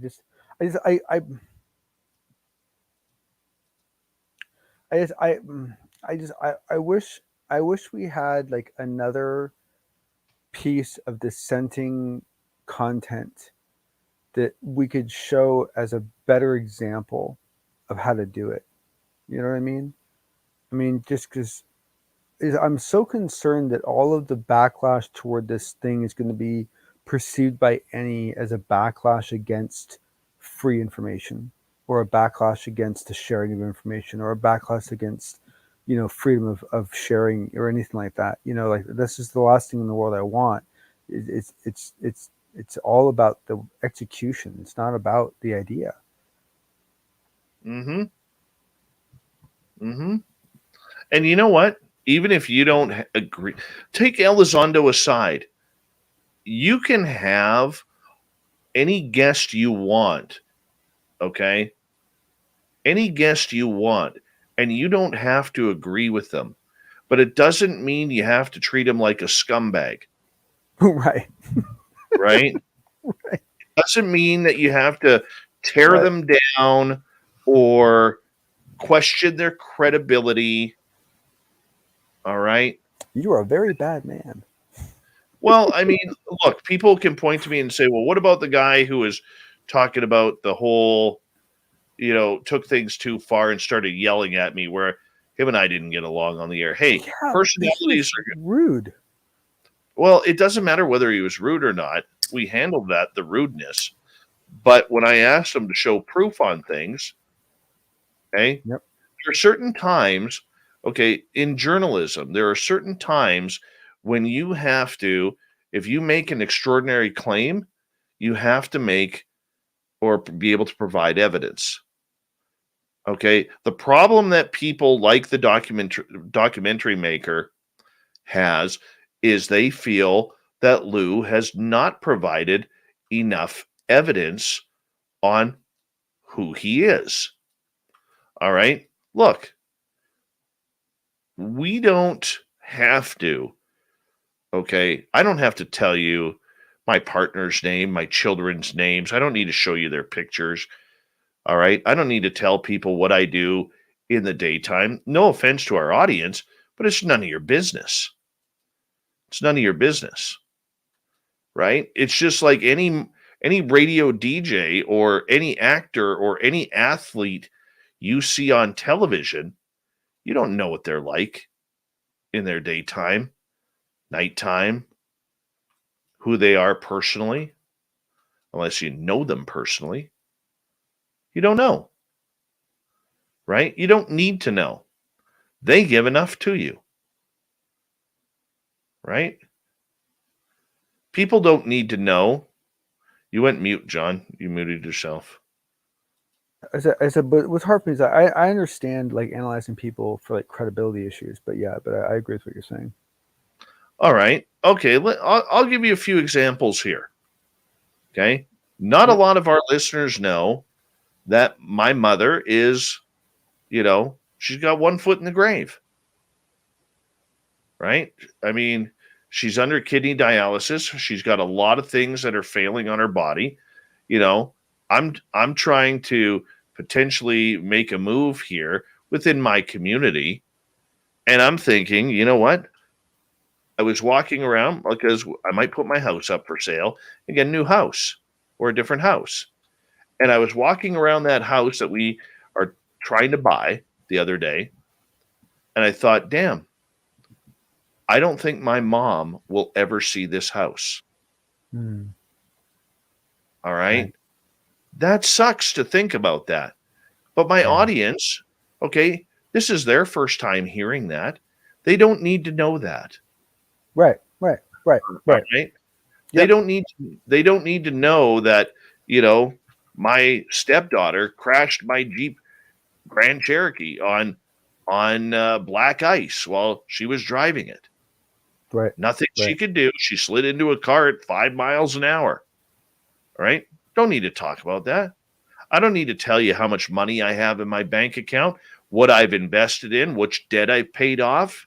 No. But and the problem is there are things about your life that could come into context if it related to your credibility or some aspect of what you do for spaced out radio. You know, I mean, there's certain, and I think the problem is people don't understand the nuanced differences between some of these different items. So I think some of them are very valid, not many of them, but a few, and the rest of them are out of bounds. But the problem is that when you're trying to establish any sort of, you know, especially if you don't have a lot of facts to deal with, and you're just trying to establish some kind of level of credibility for a person, then, you know, looking at some of their business dealings, looking at some of their relationships, you know, you might be able to glean something from that. I understand some, you know, some desire to look into that. But you know, but there's so many lines that get crossed so fast. It's Well, crazy. I mean, here's one of the things that I would ask.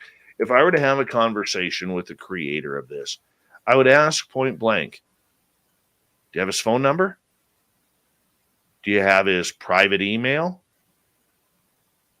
Because somebody like that doesn't respond on you know, doesn't respond to Twitter messages. It's like, guys, I know rock stars, okay, that I personally met. They know me, they know this show, and when I put something on their Twitter feed, they don't respond because they have it muted.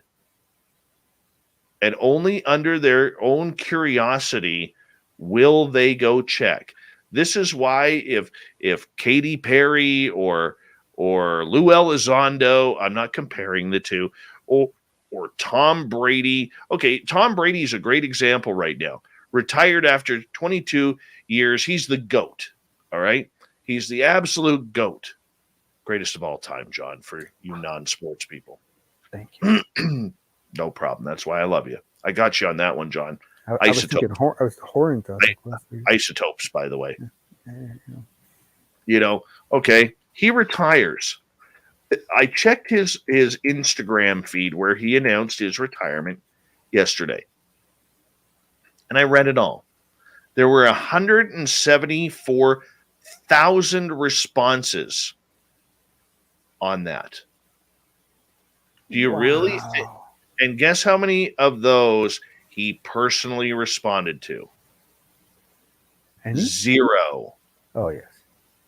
And we're talking Shaquille O'Neal, Wayne Gretzky, LeBron James, Right. rappers, musicians, fellow football players, fellow Hall of Famers, different companies that he endorsed over the years, movie stars, everybody.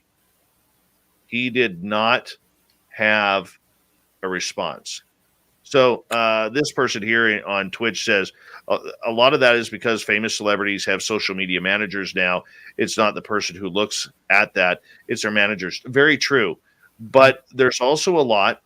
Okay, I'll take you a rock star that I know. DJ Ashba, formerly of Guns N' Roses, was co-lead guitar with Ron Bubblefoot Thal. I've responded many a time on his posts. He doesn't respond back, right? It's not that he doesn't like me. It's just because these people, they've got their mute buttons on. And, you know, if he's sitting in the bathroom having a bath or, you know, dropping a deuce or whatever and decides to pick up his phone and see some of the comments, he has access to it. All right. I mean, that's where they check it. But the rest of it, yeah, very right. There are social media managers for a lot of these people now, right? And that is a very, very good point to bring up. But for those who don't have the social media who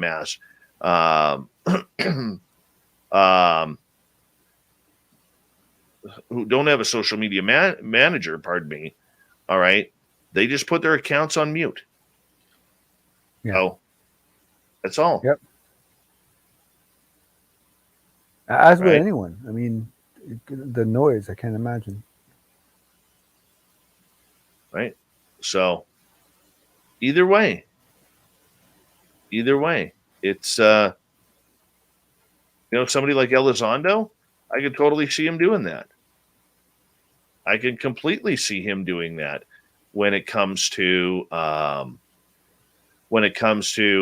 posting something and then walking away from Twitter for a couple of hours, or maybe checking a couple of the first instant responses Mm-hmm. and responding back, and then say, okay, that's enough. I've hit my 5-minute limit, or whatever he gives himself. What my therapist allows me to do. Exactly. Hey, Emily, how are you? What do you mean killed by what? We haven't killed anything here. Oh no, I think they were talking about the number of researchers that were killed that the previous guest mentioned. Oh yeah. Yeah.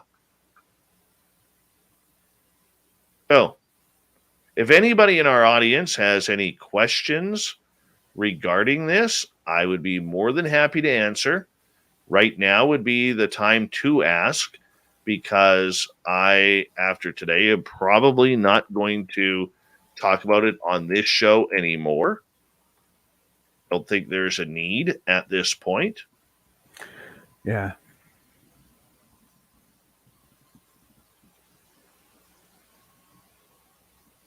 Right? Oh, where is that piece right there?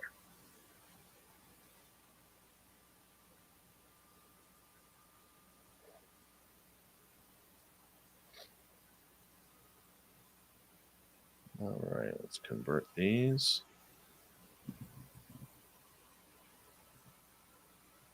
Well, right now, what we're talking about is this new documentary film about Luis Elizondo. That's what we're talking about.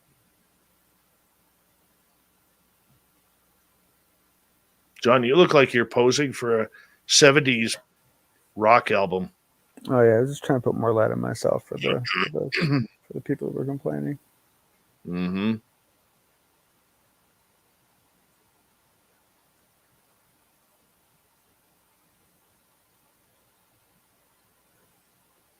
Yeah, it was funny. I looked up earlier and it made me think of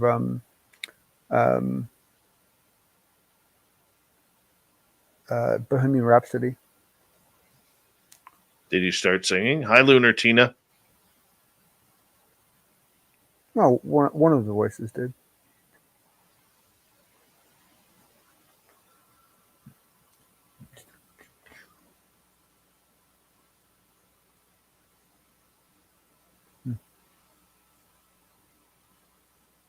So, Dave, have you also heard? And you may not want to say, so please, as always, feel free to just punt. But Yeah.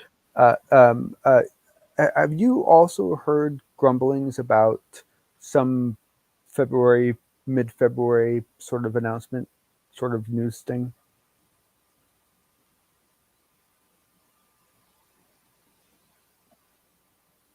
I have not. Okay, good. Makes me feel a little better about him. Mm-hmm. It seemed a little. It seemed a little off to me, but a couple valid people have mentioned it, so I was kind of curious if you heard anything. Here's something that I want to show people here.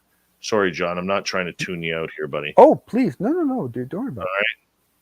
So for those who say we aren't up front on our statistics, all right, this shows that we have been downloaded. This is excluding YouTube.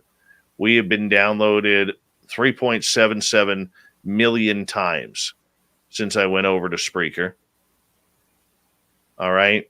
In the last 30 days, we have had 60,939 downloads. We have had 336 live plays, because a lot of people who love this show do not listen to it live. So when people say, well, you only have 110 or 130 people. Right. Yeah, because the majority of our listeners are listening the next day when they can take a listen. All right. So where's all my statistics here? Let's go to geolocation. I can tell you where most of my audience is. In the last 30 days, American people have downloaded 72% of my show at 44,115, 6,600 Canadians. All right. It tells me every country that has jumped in there. All right. Where are they downloading from? Apple Podcasts, Spotify, TuneIn, Spreaker, iHeart, Stitcher, mostly Apple, 67% Apple. All right. Google Podcasts, Castbox, Overcast, Podbean, Podcast Addict, generic Android app, Google Chrome, from our website, podcast, iTunes, Player FM, Paranormal Radio. All right. Crazy. But I lie about my statistics, John. Lies, and damn lies. Mm-hmm. Right. So. That's cool. Right. I'm glad that you were able to pull all that data. Yeah. This is why I laugh. Yeah. This is why I laugh. Like, because there are people out there who thinks that I'm making all of this up. Right. Right. Hold on here. I do have a serious question though. If one was to believe in aliens and also the concept that we are in a virtual dimension, how do you think those two play out? John, that's a good question for you. I'm sorry. Can you repeat that one more time? All right. This is from one of our listeners on Twitch. Yeah. From LSAT from last to first. If one was, I like this question actually. This is a deep thought question. If one was to believe in aliens and also the concept that we are in a virtual dimension, how do you think those two play out? Well, happily, the two concepts are orthogonal to each other because there's absolutely no need for there to be any relationship between the two. Now, if there was a relationship between the two, then I completely agree that would make things much more interesting because if there was a relationship between the two, then it would infer that they were somehow playing a more supervisory type role or administrative type role over what's going on. And, you know, and the problem is that you have to keep including things. You don't get to exclude much, which makes definitions really, really, really hard because the problem is that, okay, so let's say there are multiple dimensions. Let's drop the Everett many copies idea. Let's just say that there are multiple different dimensions that overlap. And so it could be that there are some aliens coming here that are from our dimension, just far away. There could also be aliens visiting us from another dimension, right? Both could be true. Neither could be true. And that's the hard part is that unfortunately, I think, now I agree with you. I think that I mean, I like what you're thinking. I think that if there was some sort of a relationship, then it would get far more interesting because that would imply some sort of a structure. But assuming that there's not a direct relationship, then in many ways they're orthogonal because you could have you could have dimensions that are aware of them, other dimensions that are not, dimensions where they are aggressively manipulating, other dimensions where they are passively observing.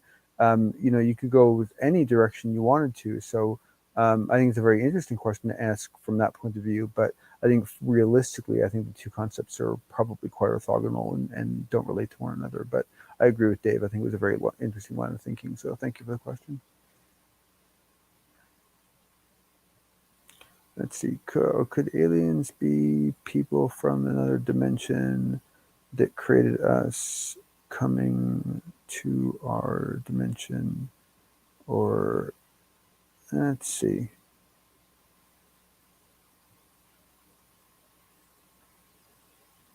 Sure, absolutely. So the question is, could the aliens be individuals from our dimension that perhaps created us, that are coming back to check on us? Sure, absolutely.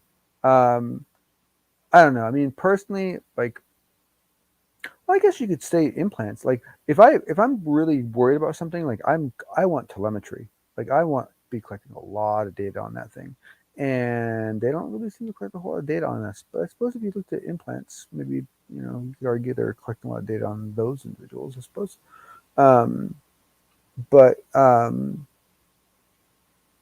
yeah, but I mean, but the other challenge there is it then you start bringing in this concept of creation, and that brings on a whole nother layer, because because I had to be honest, like let me put it this way: I would not be at all surprised, not in the slightest form surprised, if we sometime in the future ended up meeting, say, 4 or 5 completely different species that evolved in completely different parts of reality, all more advanced than us. And when we ask all of them about some proof of the afterlife, or some proof of a deity, or some proof of they're all like, we don't have any clue either. I mean, that is possible. I mean, that's as likely as anything else. I mean, that's the hard part.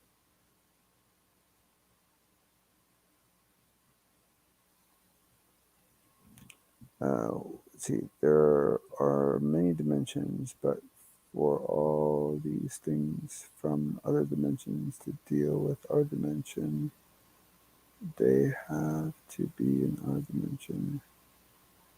How do you deal with that? We don't know that.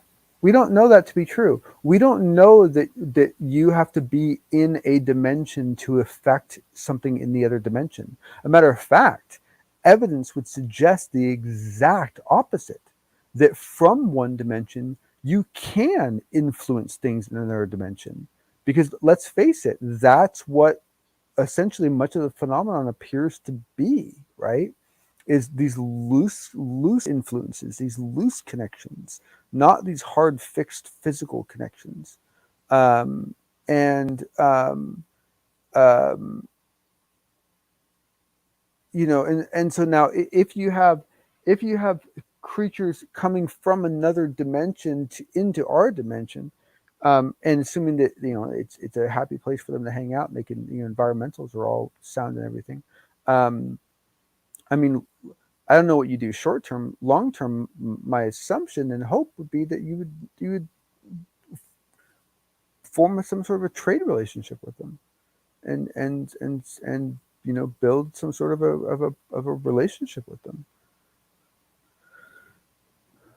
From a scientific standpoint, I know our universe could possibly be infinite if. Oh yeah, but I gotta be honest with you. String theory. It's really hard because the problem is there's a huge lag that occurs between the scientific community and the normal community. And so very often when the normal world is getting really excited about a concept, is unfortunately right about the time it starts waning in popularity in the professional side of things. And string theory is on life support.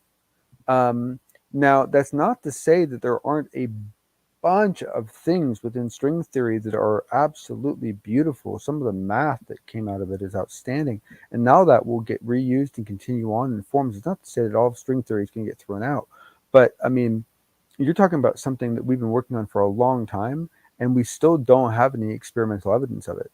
And when you really get down to it, the Large Hadron Collider, that whole thing, all those billions of dollars, that whole thing was built specifically to prove string theory, and they haven't. And I'll tell you, one of the jokes is it's a damn good thing they found the Higgs boson, because they needed to find other things that were popular, because they didn't find any evidence of symmetry, which is what it was designed. Now there are some that argue that when we build the next collider, that at even higher energy levels, then we might start seeing the symmetry that we're looking for. It's possible. I'm not super hopeful, but it's certainly possible. But the thing is a bit of a tangent. But so, and to me, there's lots of good, interesting ways to explain expansion of the universe, infinite universes, multiple dimensions, all sorts of things without needing string theory. You just take a combination of quantum loop gravity with relativity and a few other things thrown in, and you can get damn close to where you need to be. But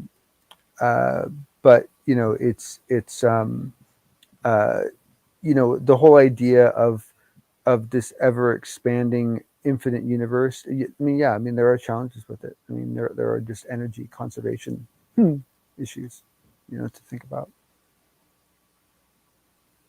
I appreciate that, man. Thank you for picking me up there for a few seconds. Yeah, no worries, man.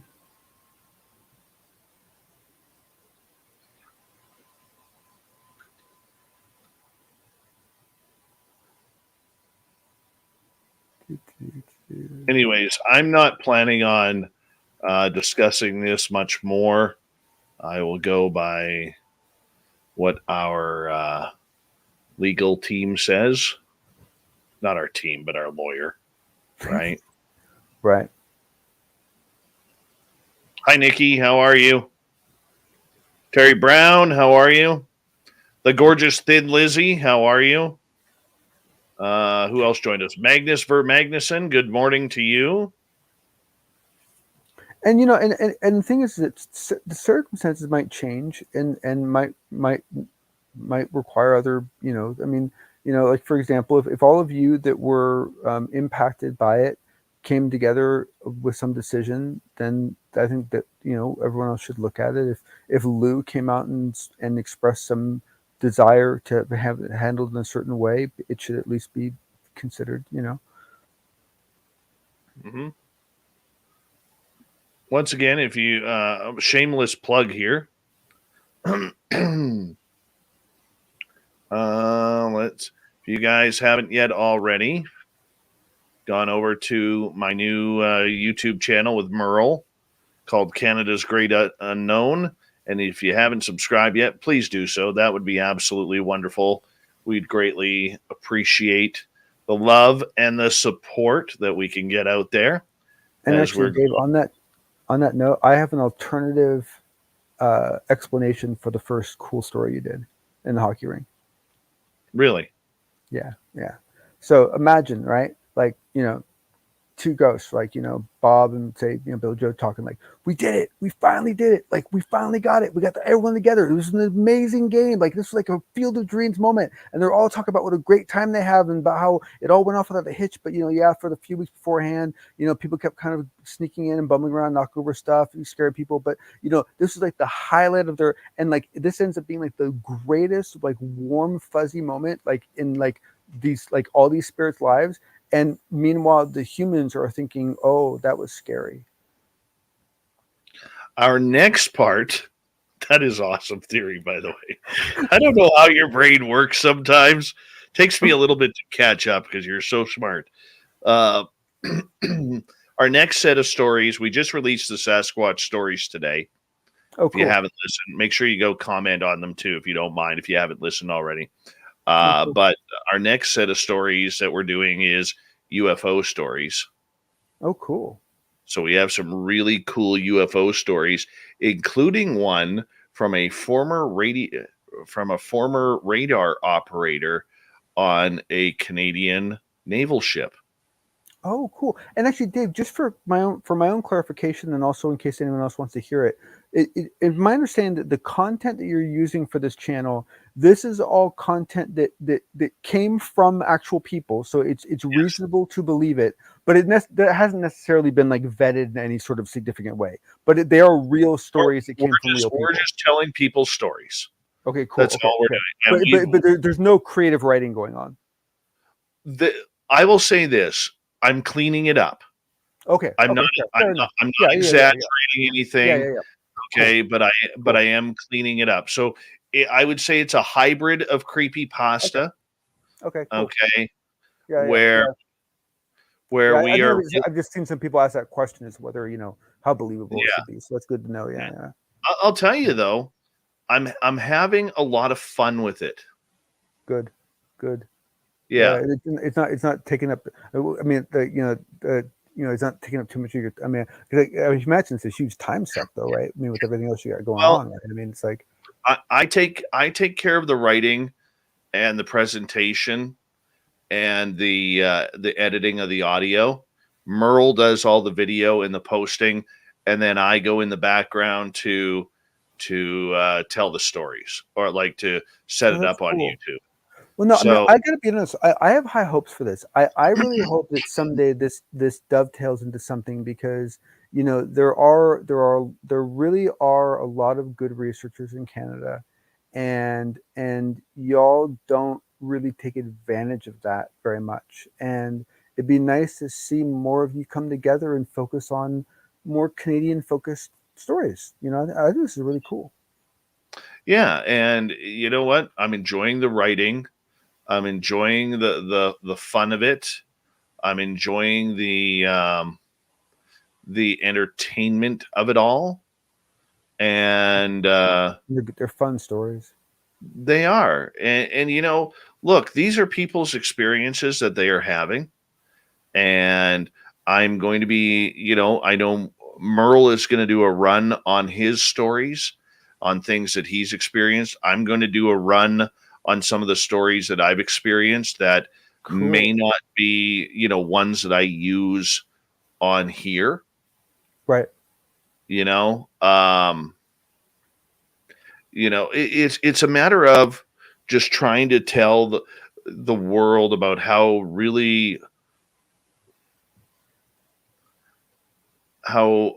what's the words I'm looking for? That we got some cool stories up here too. It's not all about igloos, moose, beaver, Tim Hortons, donuts, and hockey. You know what I'm saying? And Macintosh hockey. Yeah. God, I missed that stuff. Very true. Well, man, I used to love my grandma used to bring me back that stuff. Sadly she passed away, but yeah, man, I miss Macintosh toffee so much. Mm-hmm. So we're looking at doing, it's our own thing, and it's a lot of fun. And so far, it's been pretty excellent. That's for sure. Man, that's a cool idea. Definitely a cool idea. And the thing is, I would love to see, I would love to see more people do this sort of thing, because the thing is that, yeah, okay, not many people necessarily have UFO stories, but my God, everybody's got a ghost story. Everybody's got a ghost story. Like I remember sitting at my daytime job probably a month ago now, and these two indigenous guys from up north came into our office, and I just hit them up. I'm like, hey, see anything weird up there? This guy starts telling me about this monster that I've never heard of called the Green Man. Lives in the forest around their reserve. Okay, and has been known to try and take people. Oh. Yeah. That's an angle on the Green Man I haven't heard. Yeah. Huh. So, I mean, there's a story we're going to do. I mean, a lot of the stories have the names changed. Okay. A lot of the stories have the names changed.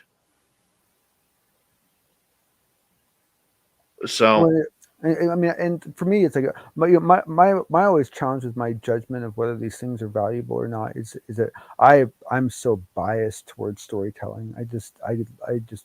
I love storytelling so much. It's Mhm. you Oh, know, you know what?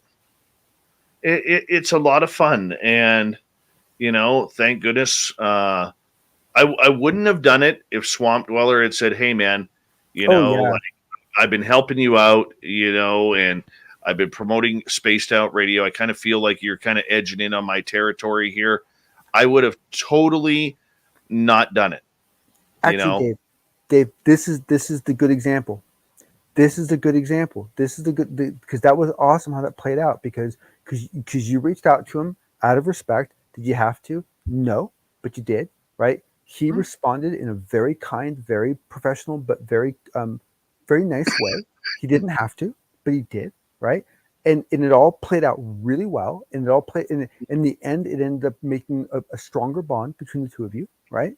And Absolutely, you walk into this project feeling supported by him, as opposed to absolutely. having to worry about how he's going to react to it, right? Well, Totally different situation. and you know what? That brings up a good point because like when we started the idea of the after hours show, I went to Ben and Joe from UFO Garage, Right, and exactly.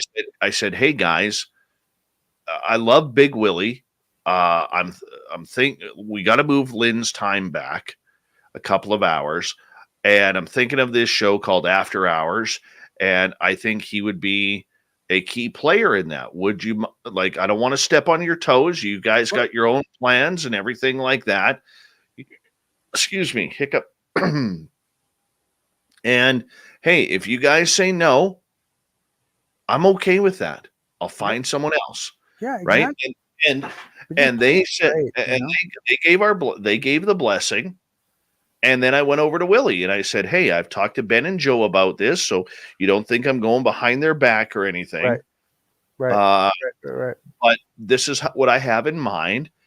You'd still keep your show on UFO Garage, and but I was wondering if you would like to join us as well." He talked it over with his wife. He talked it over with Ben and Joe, and he thought, perfect, Yep, absolutely perfect.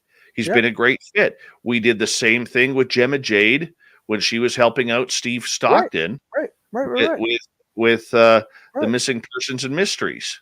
Yep. All right, And is this stuff, is this required? Is it law? No, but look, it's the right thing to do. It's what you'd want anyone else to do for you, Not absolutely. rocket science, It's about just showing a little bit of mutual respect for everybody. Yep, yep. And the other thing I want to say about the stories too is that the other nice thing about stories is that a lot of these stories, if you have a really good story, yeah, if you're like storytelling, Mark Twain's a great guy to learn from.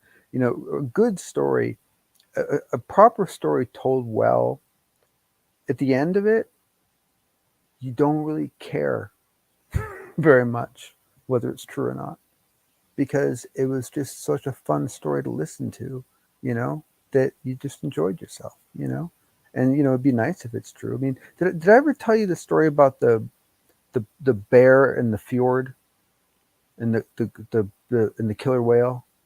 Did I tell you this story? I think I told No. you the story once, because I can't figure out whether it's real or not, right? So, okay, the real quick story. So I'm on a plane. A lot of my best stories start plane rides. I'm on a plane, and I'm sitting next to this girl. She's on her way back from an interview at the CIA. She's on her way to Canada, where she is does tour guide, like docent type stuff, like. And so I'm asking her, like, well, what kind of stuff do you see? You must see some pretty crazy stuff. And she starts telling me how one morning she her little cabin, there was a little like opening in front of her cabin, and actually a pretty big opening, and toward the back of the opening there are these fjords that run along. And I didn't know anything about a fjord, but according to her, these fjords are these channels of water that are like crazy deep, like ocean type deep, like, but they're like inland sort of thing. And so she's sitting there on her porch drinking her morning tea, you know, and suddenly out of the corner of her eye she sees this giant bear, you know, step into the meadow. And so she tenses up and she's watching this bear, because if this bear turns and rushes toward her, she's gonna have to get in the house real quick, you know. And so she's watching this, and she said, you know, you're just focused on this bear and you're watching this bear and you're looking at this bear, and this bear looks so big and it looks like such a monster, because you can see its shoulders moving, everything, and you're watching it. And I watched it cross the valley, and I watched it dip into one of these fjords across it. And at the moment it dipped, a killer whale came up and grabbed the bear by the mid-side, and just blood everywhere, and just grabbed this bear and just crunched and took it right down. And the whole bear is just gone. And she said it was the most surreal experience, because you're staring at this bear and you're thinking this bear is the biggest, scariest, most monstrous thing I've ever seen. And then suddenly this other creature shows up that just makes the bear look like nothing, you know, and just grabs it and takes it. Gone. Bear gone. Like, I can't even imagine what it would have been like watching that, right? Now, do I want it to be true? Desperately. I really do. I want it to be true. Do I think it's true? I don't know. It seems kind of crazy to me. But, oh, man, what a thing to see, you know? Mm-hmm. It's the way it is, man. It's the way it is. Mm-hmm. It's the way it is. My friend, I got to head to bed. I got to get up with a certain little really cool dude in the morning. Still having fun with hockey? Oh, school, yeah. Yeah, there was no hockey tonight. There was supposed to be hockey tonight, but the local junior team was playing tonight. So they usually book the ice for a few extra hours, and his practice was canceled, but that's okay. But he'll be back at it Saturday morning, which is cool. That was the part of that story that still gets me, is the idea that they thought there was people playing, and they go to tell them to stop playing, and there's nobody playing. Like, how could you create enough sound?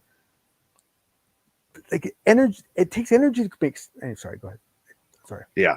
Let me say a big thank you to Swamp Dweller, Johnny ×3, Kevin, Dirt Road ×2, and Thomas for the awesome super chats tonight.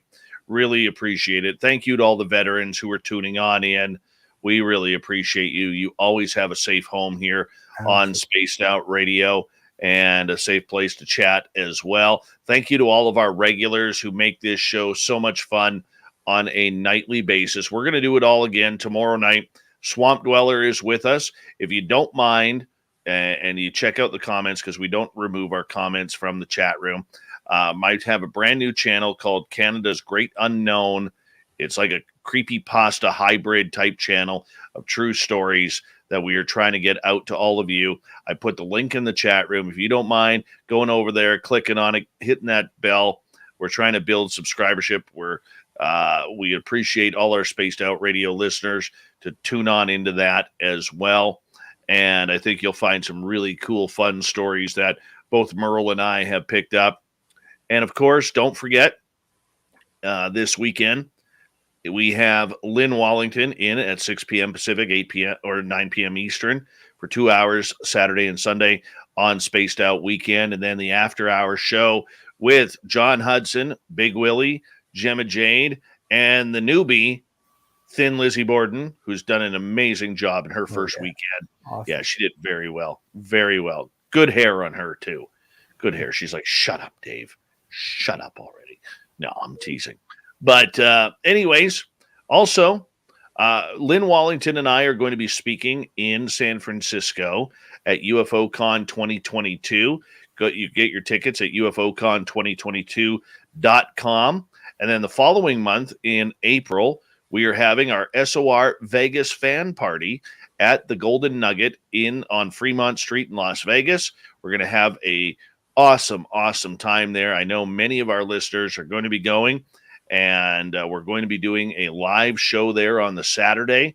And we got some great guests. Marla Ventura, by the way, phoned me up and said she's about 70% there, that she's going to be attending. Geraldine Orozco is going to be attending. Joe and Ben from UFO Garage are going to be there. Jim Goodall is going to be there. Olaf Phillips is going to be there. And Nate Rudd from Washington, Idaho Bigfoot Society is going to be there. Bigfoot Michigan Rob is going to be there. All right. man. We got and Love them. there might be someone special attending that, Mr. George Knapp. So we're hoping on that one. He has told me point blank, unless something major comes up, he will be there with us. So we're going to have a great time. We're going to have a great time. We'll talk to you tomorrow night. Swamp Dweller is our guest, and we'll see you all tomorrow. Have a good night, everybody. Sleep well.